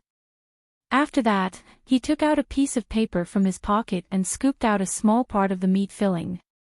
When he returned, he said in a low voice, "Babe, I'm going to go into the interspace to do some tests to see what kind of poison was used. Look after the dehua. Follow me." After Zhouing finished speaking, she returned to the living room and sent him into her interspace. When she came out, she had a small bottle of pepper spray in her hand. Then, she put it in her apron and went back to the kitchen to get busy. It wasn't until lunch was ready that Zhou let De Hua eat first. She entered the west room and closed the door before entering the villa's second floor in her interspace. Seeing Gu Qingrui still busy in the laboratory, Zhou walked over and asked, "Is the result not out yet? Your meal is ready. You guys eat first. Pick me up in half an hour." Gu Qingrui said without turning his head. Seeing this, Zhou retreated. After keeping a portion of his food, she started lunch with De Hua. After lunch, the sky turned dark, and a northwest wind blew. Obviously, the yuba couldn't be dried anymore. Zhou gave De Hua a large bowl of tofu pudding and asked her to go home and rest. She brought food into her interspace. Gu Qingrui had just finished his work, so she heated it in the microwave and passed it to him. After he finished eating, Zhou asked, "Rui, do you know what poison it is?" "It's arsenic." "It's not difficult to determine that. However, I use traditional medicine to make some disinfectants and anesthetics to replace iodophor and our modern anesthetics. Otherwise, the stock in your interspace wouldn't last long. Oh right, I've also made some high-concentrate knockout powder for self-defense. Just in case, I'll bring a bag with me when I go out in the future." "Then who do you think is trying to harm Zhuang?" "I don't think it's an ordinary thief." Zhou asked thoughtfully. "It's hard to say." Gu Qingrui shook his head. He hesitated but still told her what Tian Zhuang had told him. He then told her about how he had hired the tiger and leopard brothers. "If it's really the Qiao family, we have to be careful. They're not merely after us for the recipe." "I will. By the way, it's getting cloudy outside. Let's hurry up and clean up the house." After saying that, she took him out of her interspace. They didn't expect that it was already drizzling outside. The two immediately took the yuba from the yard into the house. After that, Gu Qingrui fed the donkey and returned. The two of them went into the kitchen and made the remaining soy milk into dried tofu and braised 2 sets of pig intestines. After the two finished their work, they took out a bag of coal from the interspace and added it to the stove. Then, they sealed the fireplace and returned to the living room. They cooked dinner in the interspace that night. After dinner, the two drank a pot of tea, and each took out a book to read. Of course, Gu Qingrui was reading medical books, while Zhou was reading cooking books. Just as the two added more fire and were about to enter the interspace, Zhuang suddenly barked out, followed by a knock on the door. The two listened to the heavy and urgent knocking on the door. After looking at each other, Zhou immediately put away the table lamp, books, tea set, and other things that should not appear in the room into her interspace. Gu Qingrui put on his coat and walked out while shouting, "Who is it? What's the matter?" "Qingrui, it's your second brother. Father and second uncle are seriously injured. Hurry and bring the medicine to the house." "I have to go back first." Gu Qinye ran back in a hurry after he finished speaking.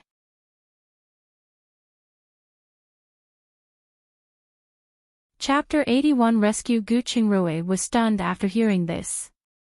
He cursed inwardly as he remembered the strangeness in the village these 2 days.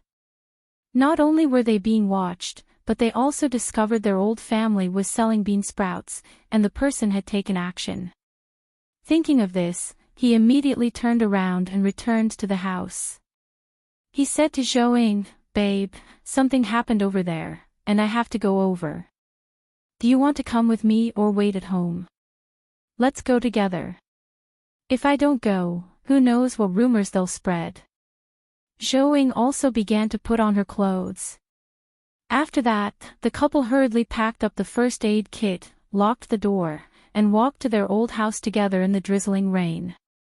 When they arrived, they found the old house was in a mess. Some were wailing, and some were carrying buckets of water back and forth. However, all that came out of the main house was blood. When Gu Qingye saw Gu Qingrui enter, he immediately brought him into the main house and said, "Qingrui, hurry up and look at father and second uncle. You have to save them." After entering the room, Gu Qingrui was shocked to see the two lying on a large bed. It was obvious that they had been soaked, and their faces were as pale as paper. Under the light, a faint gray hue was on their faces, making them look like dead people. Then, he quickly went over to listen to their heartbeats.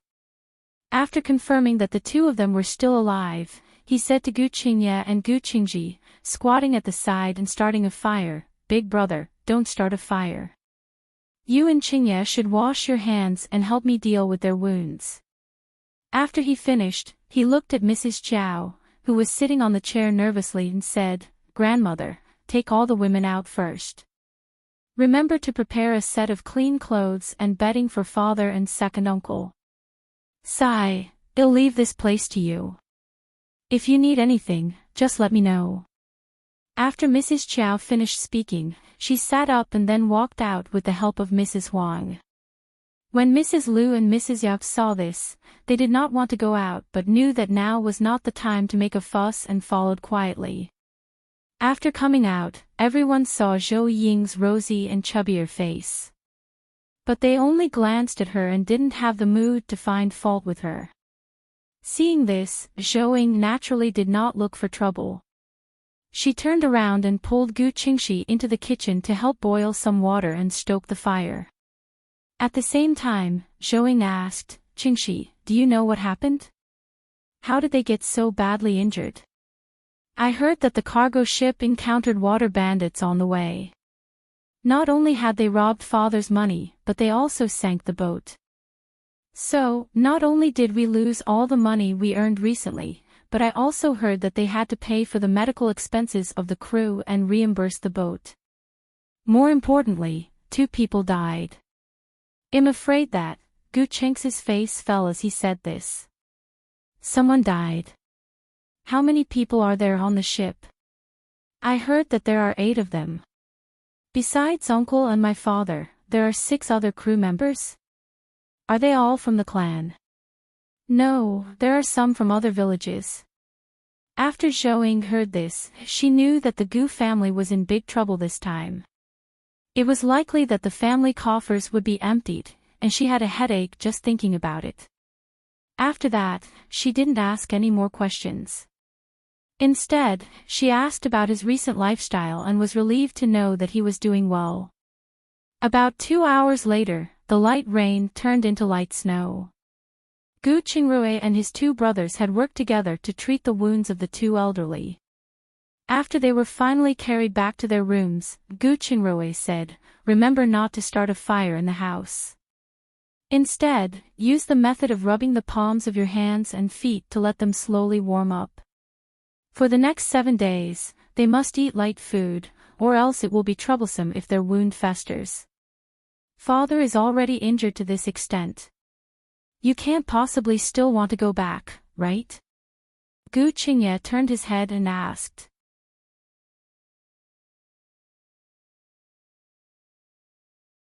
Chapter 82 Blocked. I want, but I must go back and get more medicine now.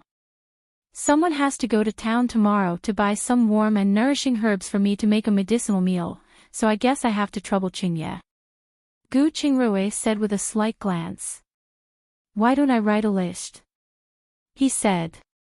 "Qingye, you can go to town to buy medicine tomorrow." Gu Qingye looked a little embarrassed when he heard that. Then, he quickly shook his head and said, "You know medicine better, so you should go. Then I'll have to trouble you to help father rub his hands and feet." After Gu Qingrui finished speaking, he went to a second room to give Gu Qingji some instructions. Then, he brought Zhou Ying home and said, "Babe, I'm going to keep watch over there. If you're afraid, you can sleep in the interspace." "All right. You should be careful too." Zhou Ying took a pure wool military coat from her interspace and handed it to him. Gu Qingrui paused for a moment after receiving it. After hesitating, he took off the leather layer and put it on. Then, he returned to the west room to grab 2 doses of fever and anti-inflammatory medicine, turned around, and left. However, when Zhou thought of Father Gus' appearance, she couldn't stop worrying. She took the pepper spray and followed him out. She stood at the main entrance until she saw him turn into the door of their old residence. Then, she locked their door and went back to her bedroom to sleep. At his old house, Gu Qingrui had just boiled some medicine, and the 4 people who had sent Father Gu and second Uncle Gu back earlier returned. After Gu Qingrui learned they were injured, he immediately bandaged their wounds. Then, he fed the 2 elderly men medicine and stood guard. The 2 of them still had a fever in the middle of the night. In the end, he had to use an alcohol rub to suppress it. The following day, Gu Qingrui went home for breakfast and was about to drive the donkey cart to town to deliver the goods when Zhou followed him and said, "Rui, I'll go with you to deliver the goods today." Gu Qingrui knew that she was afraid that he would be in danger. However, he also knew that it would be no help even if the 2 of them went together if he were really in trouble. Just as he was about to refuse, Zhou continued, "If you don't let me go, then none of us should go. I'll have someone pass a message to Manager Lu later and have them come over to collect. You, Rui, just bring me along." Zhou held his arm and leaned her head on his shoulder. "You forgot that I have the interspace. If something really happens, we still have a way out." Gu Qingrui looked at how she was holding on to him tightly and knew he had to take her along. He said, "I can bring you along, but you must take out 2 bags of knockout powder and prepare an air gun for me." All right, Zhou prepared the things according to his request and brought the pepper spray she had taken out before. Then, the 2 of them untied Air Zhuang and locked their house. They then rushed to town in the donkey cart. When they arrived at the restaurant, the 2 wanted to ask Manager Lu if he knew someone had asked about the braised dishes, but he was not there. The 2 had no choice but to turn around and buy the medicinal herbs for warming and nourishing purposes. Also, they sold 5 pounds of Puraria powder to Dr. Luo at a price of 100 coppers per pound. Zhou used a basket as a cover after exiting the pharmacy and took out a pound of golden jujubes, a pound of longans, and a pound of goji berries. When they reached the main street, they were about to return when 5 people suddenly jumped out of the alley and blocked their way. "Gu Qingrui, right? Our master would like to see you. Please come with us." After saying that, one of them went forward to lead the donkey. His attitude was arrogant, with a posture that didn't seem like he was inviting them but more like he was kidnapping them. The couple had to go even if they didn't want to, having no say in their choice.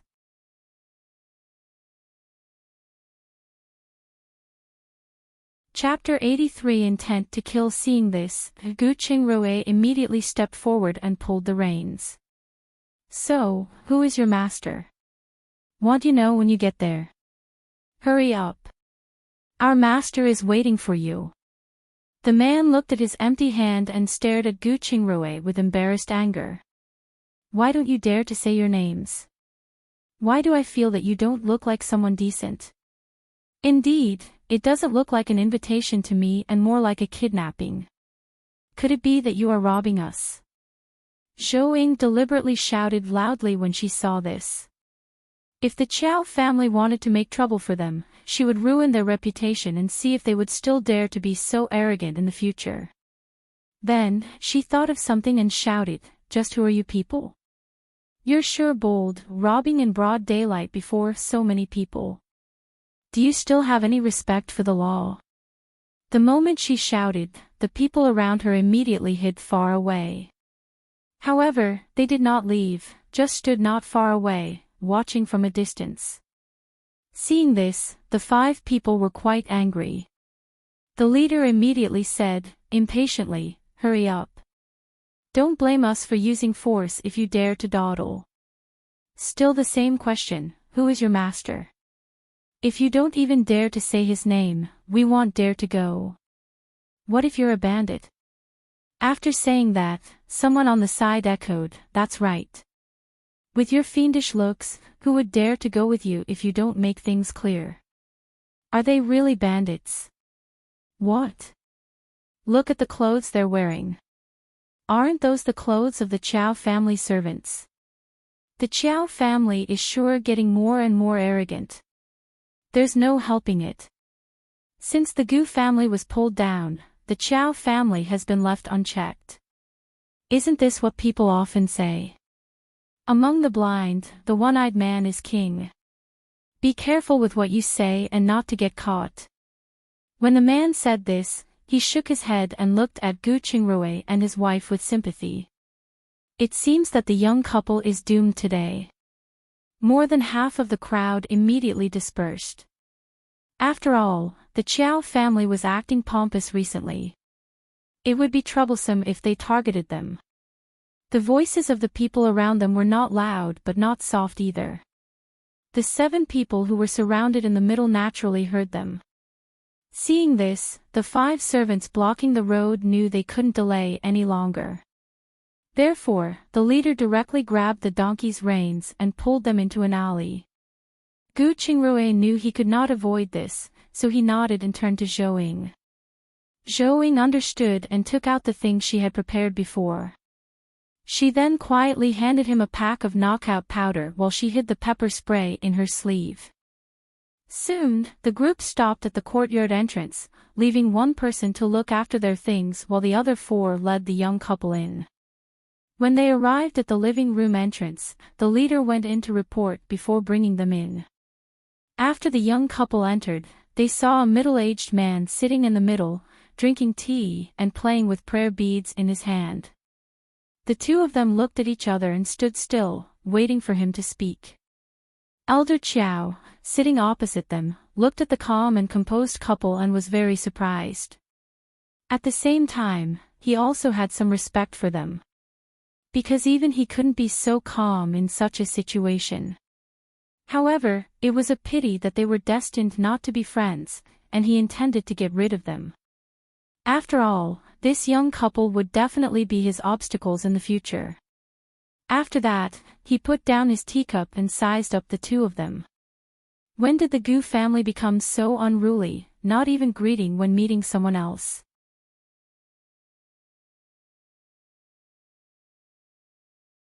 Chapter 84 Bravery, Is This How You Treat Your Guests? Gu Qingrui asked with a smile. After hearing this, Elder Chow's eyes narrowed, and then he calmly said, "You're quite bold, aren't you? Aren't you afraid that it'll kill you? If you wanted our lives, I don't think we would be here. You're brave.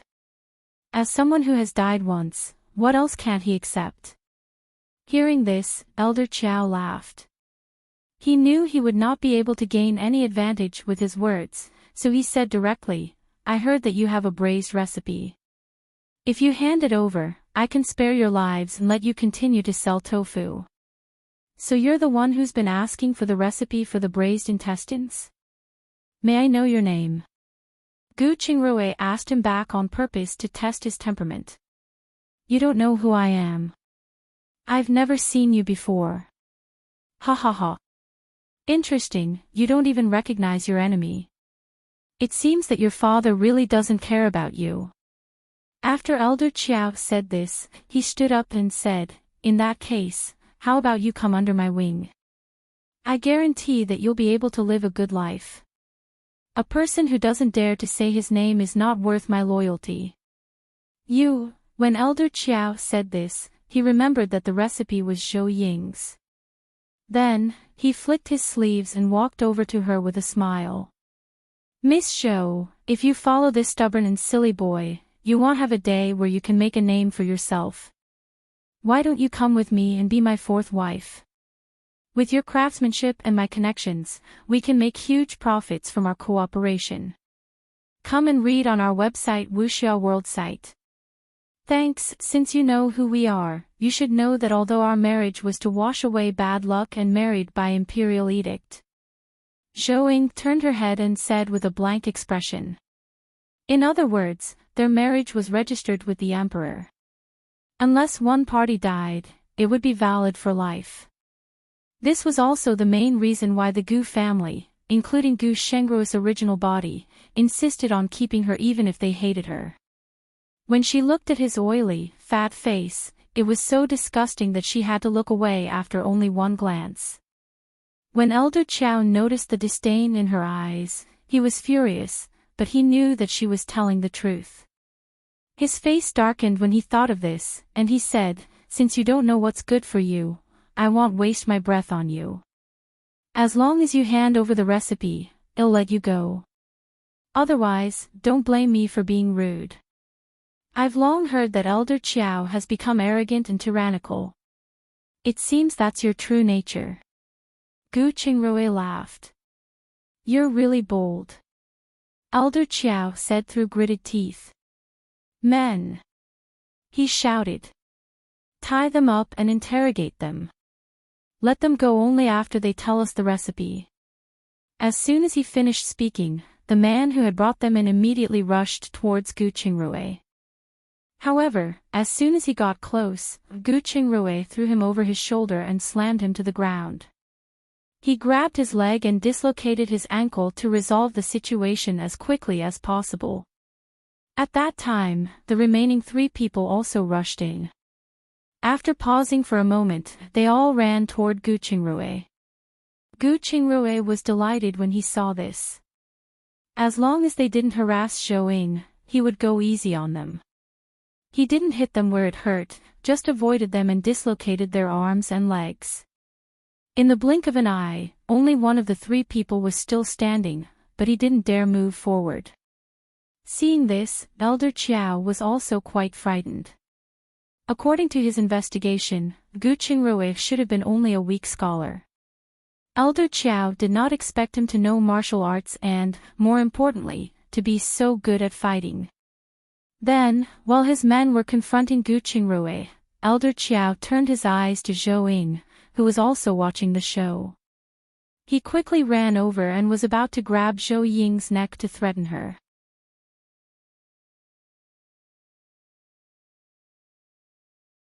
Chapter 85. Ruckus. Zhou Ying smiled, turned, and took out her pepper spray, spraying it directly on his face.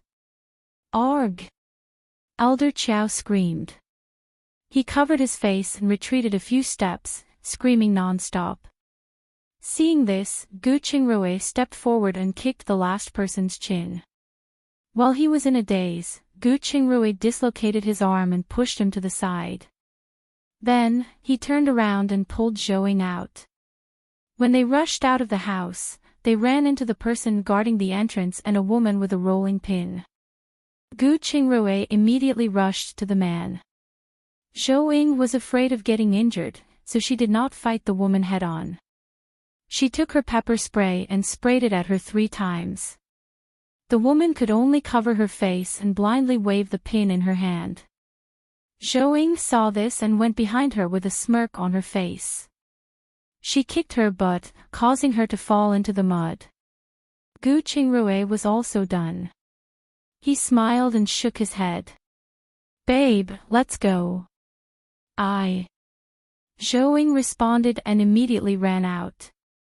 However, the 2 of them did not go home. Instead, they returned to Hongyun restaurant and informed Chef Zhou of what had happened. They also explained that the goods might not be able to arrive on time tomorrow. After returning home, the 2 gave Tian Zhuang his goods. They took 2 old hens and the medicine they bought from the interspace and went to their old house after locking up. At the entrance, they found that it was full of people and could faintly hear the sound of women crying. Soon after, they saw 6th Aunt Gu standing on a ladder from her house, watching the commotion. The young couple went up to her, and Gu Qingrui asked, "6th Aunt, what happened? Why are there so many people around?" When 6th Aunt heard his voice, she turned her head and looked over. She immediately came down the ladder when she saw the 2 of them. Then, she made a shushing gesture at them and pulled them into her house before saying, "Something happened last night. Did you guys know?" "I know. I was the one who bandaged and stitched up my father's and second uncle's wounds last night." But what's going on now? Come and read on our website Wuxia World site. Thanks, someone died. You know about the shipwreck, right? I know. Zhou looked at Gu Qingrui in surprise, as this was the first time she had heard of this. It seemed that their old family was going to go broke this time. She didn't know why, but she suddenly felt a little happy. She wouldn't have invented growing bean sprouts if they hadn't mistreated the original couple. They might have been living mediocrely, but they wouldn't be in such a big disaster. She would like to see if they could continue hiding their money this time. The two families of the dead have come to demand an explanation, said sixth aunt. They are demanding 100 taels each. Your mother and second aunt are crying about how poor they are. However, I don't think they can avoid it this time. No matter what, they have to pay a large sum of money to solve it. And that boat, it's a good mahogany-made boat, and they have to pay at least 100 taels for that. Sixth aunt looked at the things they were carrying and said, I think you two should go back and only come back after this matter is over. Otherwise, Mrs. Liu and Mrs. Yao will definitely not let you off. The young couple looked at each other. They were really in a dilemma. If they were to hide like this, what would their reputation be in the future? But if they didn't leave, Mrs. Liu and Mrs. Yao might demand something from them.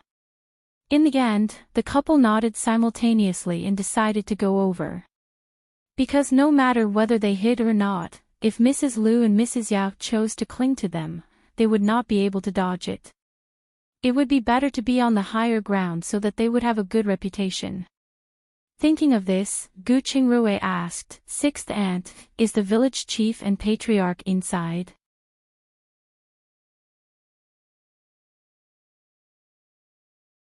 Chapter 86 Facing the Problem, They are. They went over as soon as the people over there came. Otherwise, they would have already started fighting instead of just crying and making a scene. Sixth aunt Gu replied. Thank you for telling us, but we still have to go. Gu Qingrui stood up and said. You're still going there even after this. Aren't you afraid of getting entangled in it? We can't avoid it, be it a blessing or a disaster. Since it has already happened, we have to face it. Gu Qingrui bowed to her and picked up the hen, walking out with Zhou Ying. Sixth aunt Gu looked at their backs and shook her head. At the same time, she despised Mrs. Liu and Mrs. Yao even more. They were such a good young couple, but they were almost driven to death by them. No, I have to go and take a look. I can't let them be bullied again. Thinking of this, she poured herself a glass of cold water and gulped it down. After that, she locked the door and hurriedly followed. After the young couple managed to squeeze in, they realized that the number of people in the house was no less than the number outside.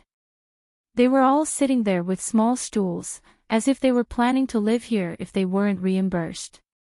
Gu Qingxi carried a copper pot and shuttled between the crowds, pouring water for them and carefully serving them.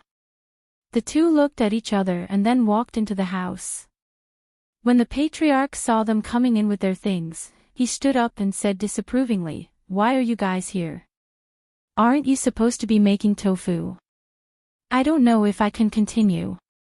Gu Qingrui laughed dryly.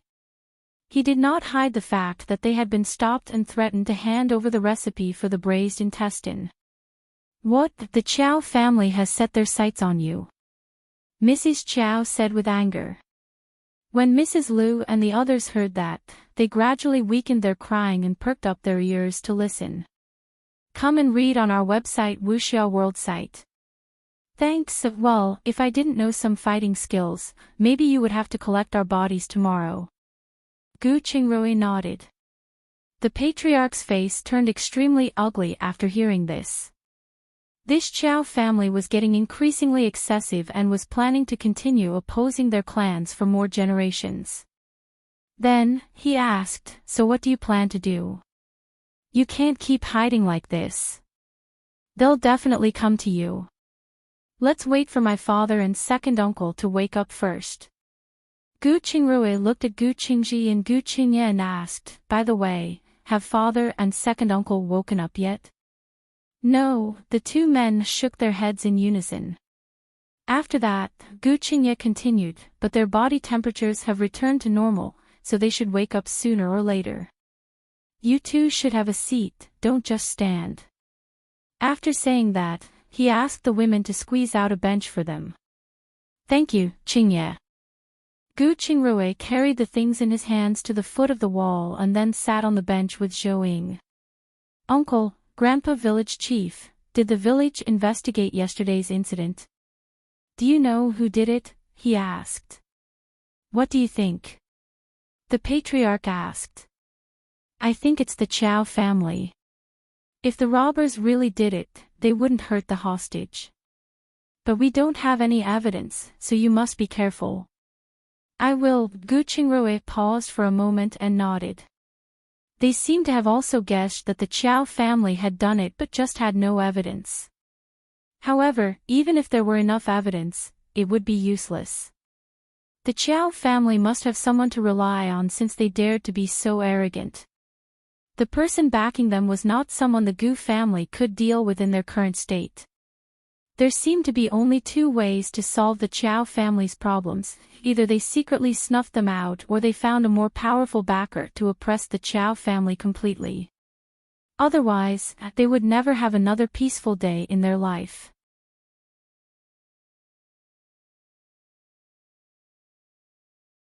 Chapter 87 Compensation 1. We can discuss the Chow family's matter later. Let's hurry up and think about the compensation. It's not good to let your doors be blocked like this anyway, the village chief urged. Indeed. Second aunt, tell us what we should do about this.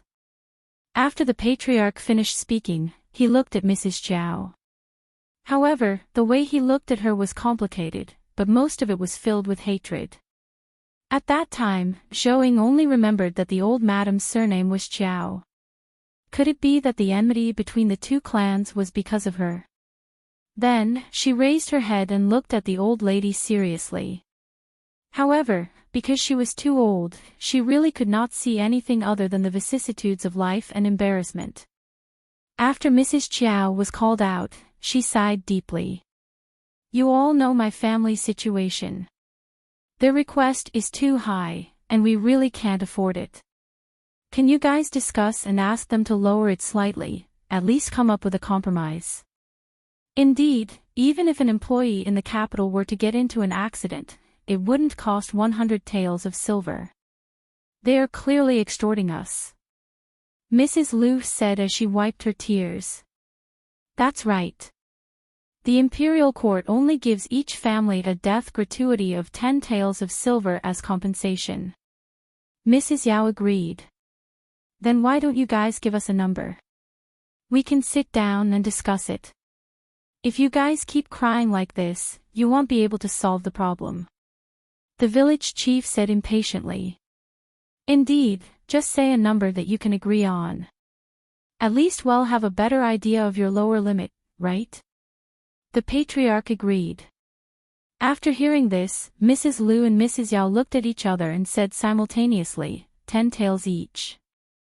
"Then you guys can talk among yourselves." The village chief immediately stood up to leave. "Uncle Qian, don't lower yourself to their level," the patriarch quickly stopped him. After he finished, he looked at the two women angrily and scolded, "What are you thinking? Even buying a strong laborer at the market can cost 12 to 15 taels. Come and read on our website Wuxia World site. Thanks. If you're still so insincere, then we won't bother anymore. But we've lost the goods, the ship is gone, and even my husband is still lying in bed. We really can't afford that much money," Mrs. Liu said with a face full of grievance. The patriarch's expression turned even more complicated when he heard this. That's right, there was still a ship. That ship belonged to the oil mill and was the public property of the clan. They had to reimburse that too. He was speechless and regretful. It seemed that he should not have been soft-hearted and lent it to them. However, the only thing he could do now was to reduce the compensation as much as possible. The village chief looked at his complex expression and also thought of the boat. For a moment, his head hurt even more. Mrs. Chow saw their faces getting ugly, and she was afraid they would leave them alone. At that time, their house was likely to be raided. She sighed and asked, "Village chief, how is compensation usually given when something like this happens?" "This mainly depends on the family situation. We would naturally give more if the deceased had elderly or young children. If they are single, you can help buy a good coffin to bury them in and give some money for the burial to the clan." The village chief sighed. Today, the situation of these two families is not looking good. One of them is from another village. Not only did he have a lot of elderly people and children, but he was also the only child in the family. Although the other one is from our village and has a lot of family members, they are very poor, so they won't easily give in. After Mrs. Chow heard it, she gritted her teeth. It seemed that it was really not that easy to deal with this. The problem was that it would be difficult to find help in the future if they made a scene. After pondering for a moment, she replied, "Now, the best quality dry land is 8 taels of silver per acre. We will pay 50 taels of silver, equivalent to 5 acres of land to support the family, with the remaining 10 taels of silver as a burial fee."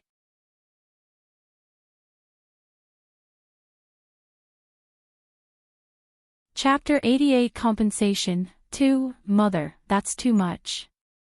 When Mrs. Lu and Mrs. Yao heard this, they retorted at the same time. 50 taels for one family. 2 families would be 100 taels, equivalent to 2 years' output of 100 acres of land. "You guys shut up." Mrs. Chow's sharp eyes glared. "Sister-in-law, if you've made up your mind, then we'll call the person to discuss it," the village chief said. "All right, go ahead." Mrs. Chow nodded. When the patriarch saw this, he immediately got up and went out. He called in 2 men who were in charge of the 2 families.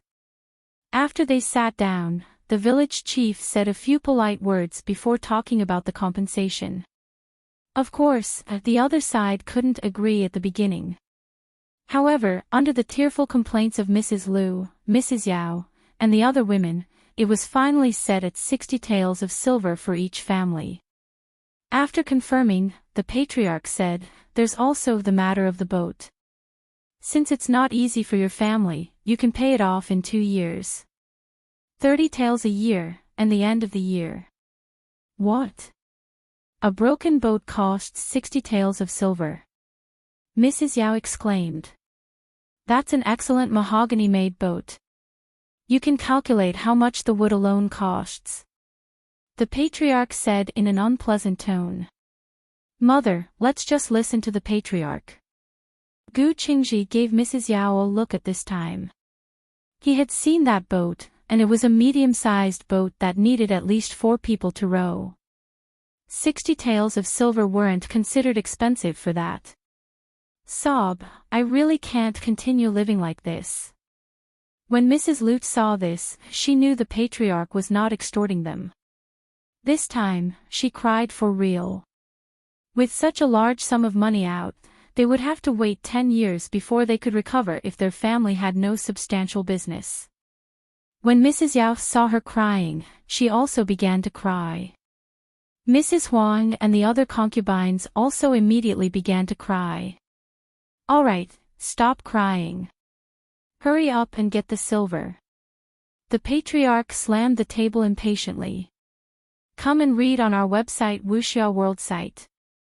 Thanks, he had asked them to cry because he wanted to save them some money. But now that it had been decided, what was the point of crying? It was better to take out the silver and settle the matter quickly. 60 taels per family, hurry up and take it, Mrs. Chow said at this time. "Mother." Mrs. Lu turned her head and shouted with a face of unwillingness. The old thing also had silver in her hands. Why did she ask them to take theirs out? "Hurry up." Mrs. Chow shouted with a straight face. Mrs. Yao knew she couldn't avoid it and could only slowly walk out.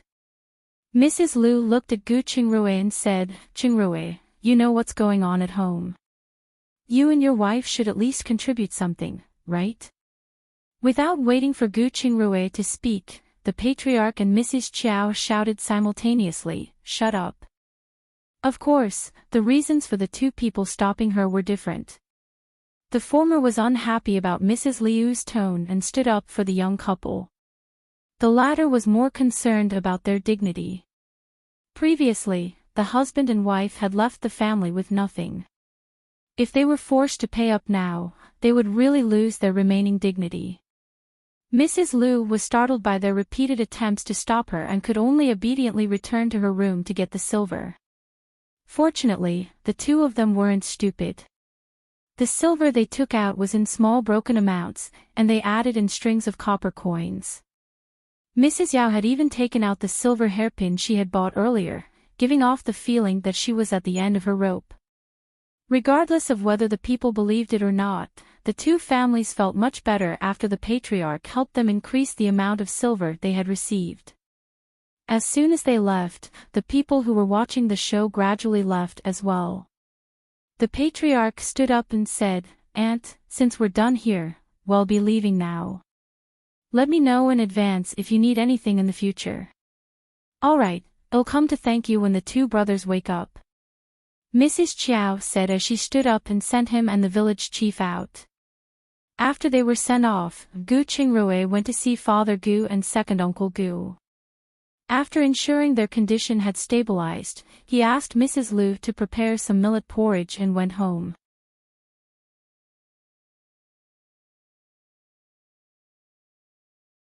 Chapter 89 The Feud Between Gu and Qiao. 1. When they came out, they saw the patriarch waiting outside their door not far away. The couple immediately jogged over and asked, Uncle, were you waiting for us? Yeah, let me tell you about the Qiao family. The patriarch nodded. Then let's talk at home. Gu Qingrui brought him home after that. When they reached home, Gu Qingrui brought him directly into the living room while Zhou tied Zhuang up. She then went to the kitchen and started the fire. She boiled some water, made a pot of ordinary Longjing tea, and brought it back to the house. She then poured a cup of tea for each of them and sat on the brick bed. Xinxing is also here, tell me your thoughts.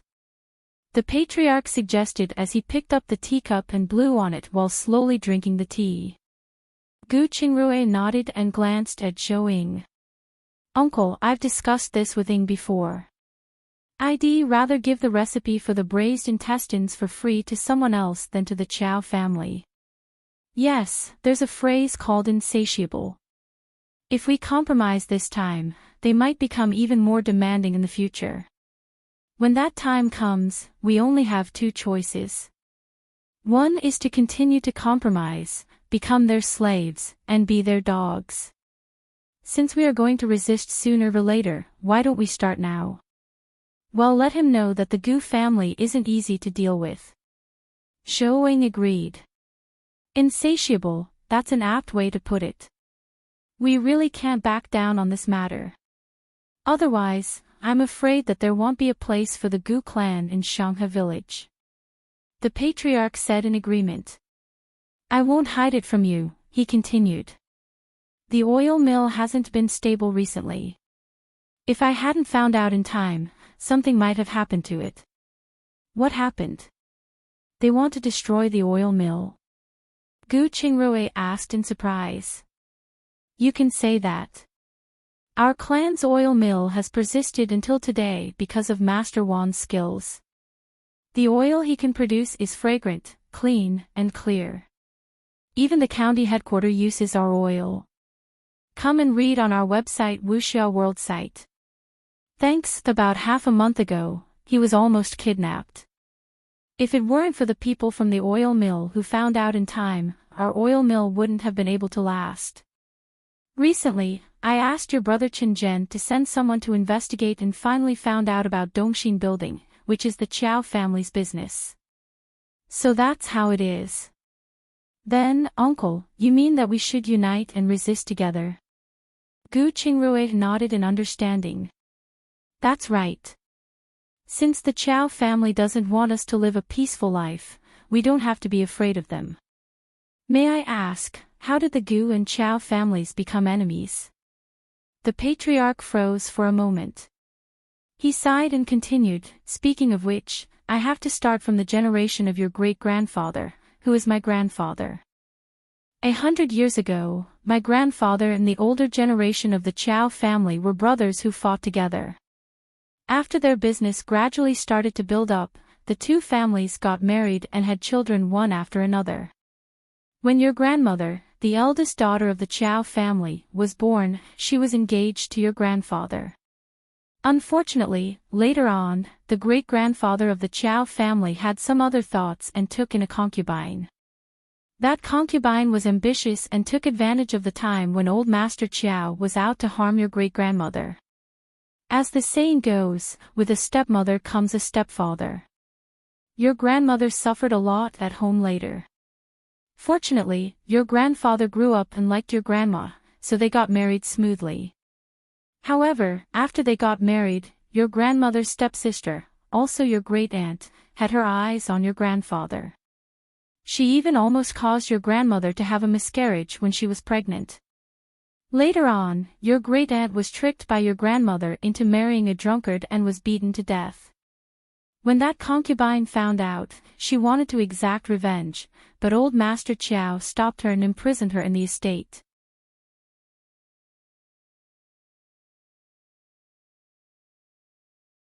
Chapter 90 The Feud Between Gu and Chow. 2. The patriarch took a sip of water and said, Originally, this matter should have ended here. Who knew that the concubine would die in the courtyard for some unknown reason, and all kinds of signs pointed to your grandmother. Although it was later found out that the concubine died of sickness, the concubine's son, who is your great-uncle, still blamed it on your grandmother and grandfather. Later on, your great-uncle schemed against your grandfather, but he didn't expect your grandfather to turn the tables against him. Not only did your grandfather make a fortune, but he also got in touch with a noble. Since then, his business has been growing bigger and bigger. What they didn't expect was that the fight between them caused your great-grandfather to lose his life, and since then, the two families have completely broken off. Gu Qingrui did not know what to say for a moment. Concubine is the root of all evil, Shouing said. The patriarch was stunned for a moment. Although it's an exaggeration, it makes sense. Nothing good happens when there are too many women.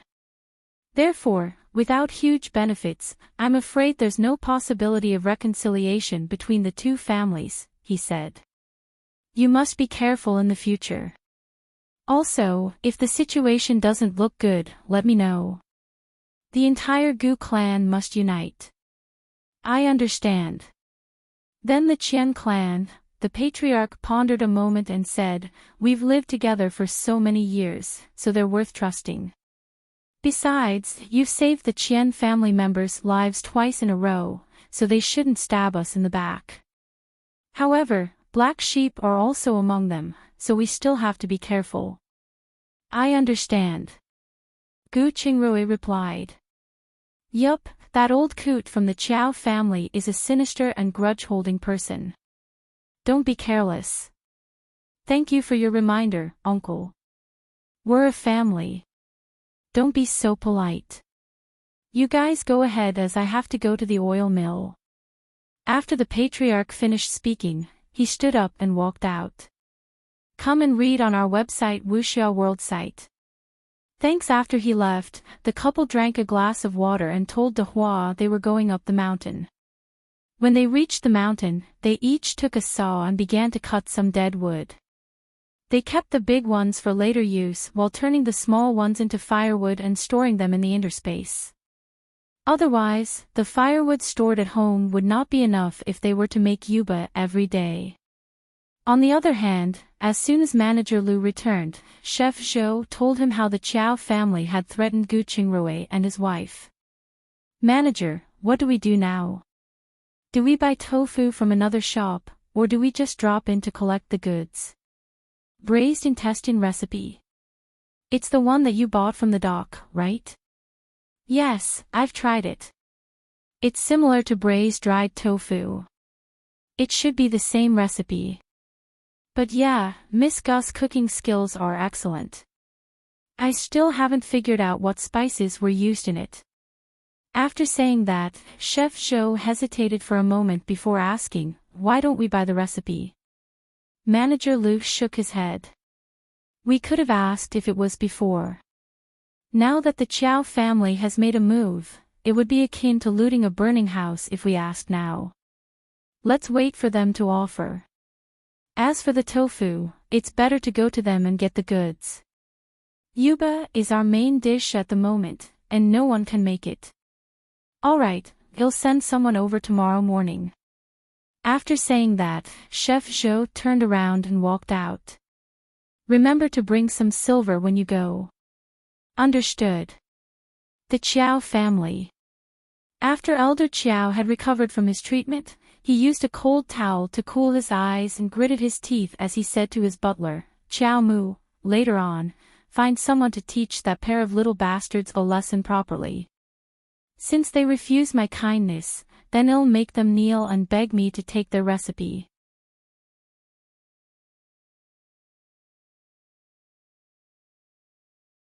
Chapter 91. Something bad happened. Yes, sir. Don't worry, I'll definitely get the recipe. Chow Mu quickly nodded in agreement. At the same time, he was already thinking about how to deal with the couple. By the way, how are the two brothers from the Gu family? Are they still alive?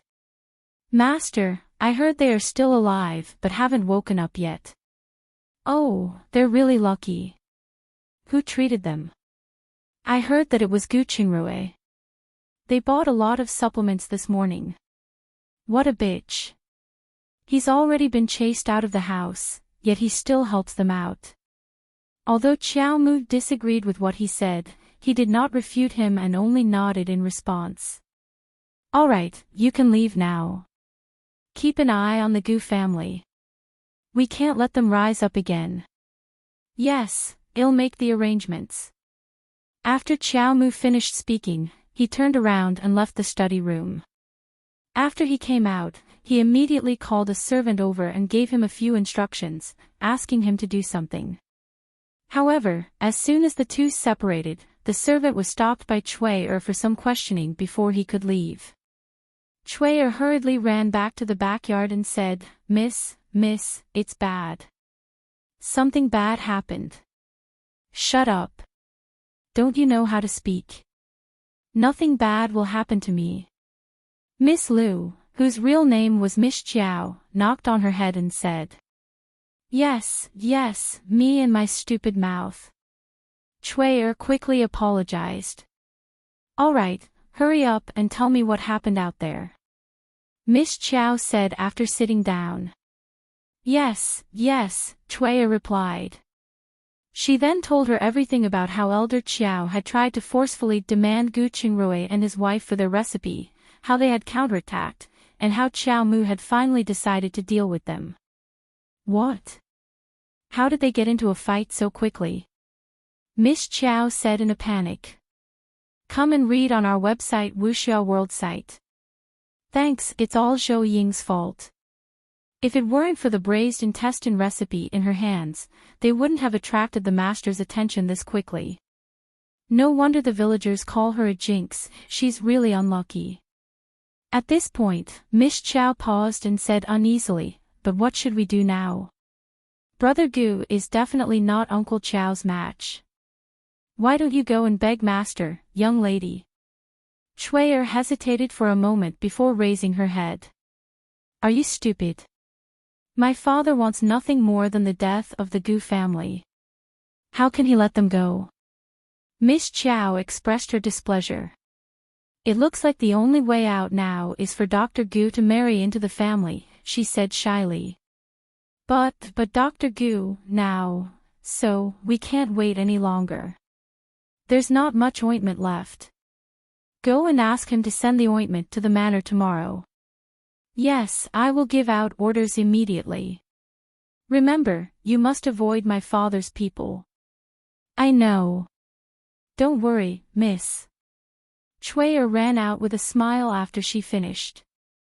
Miss Chow blushed and smiled. She got up, walked to the dressing table, and examined her face. Although there were still some red pimple marks on her face, it was much better than her swollen face from before.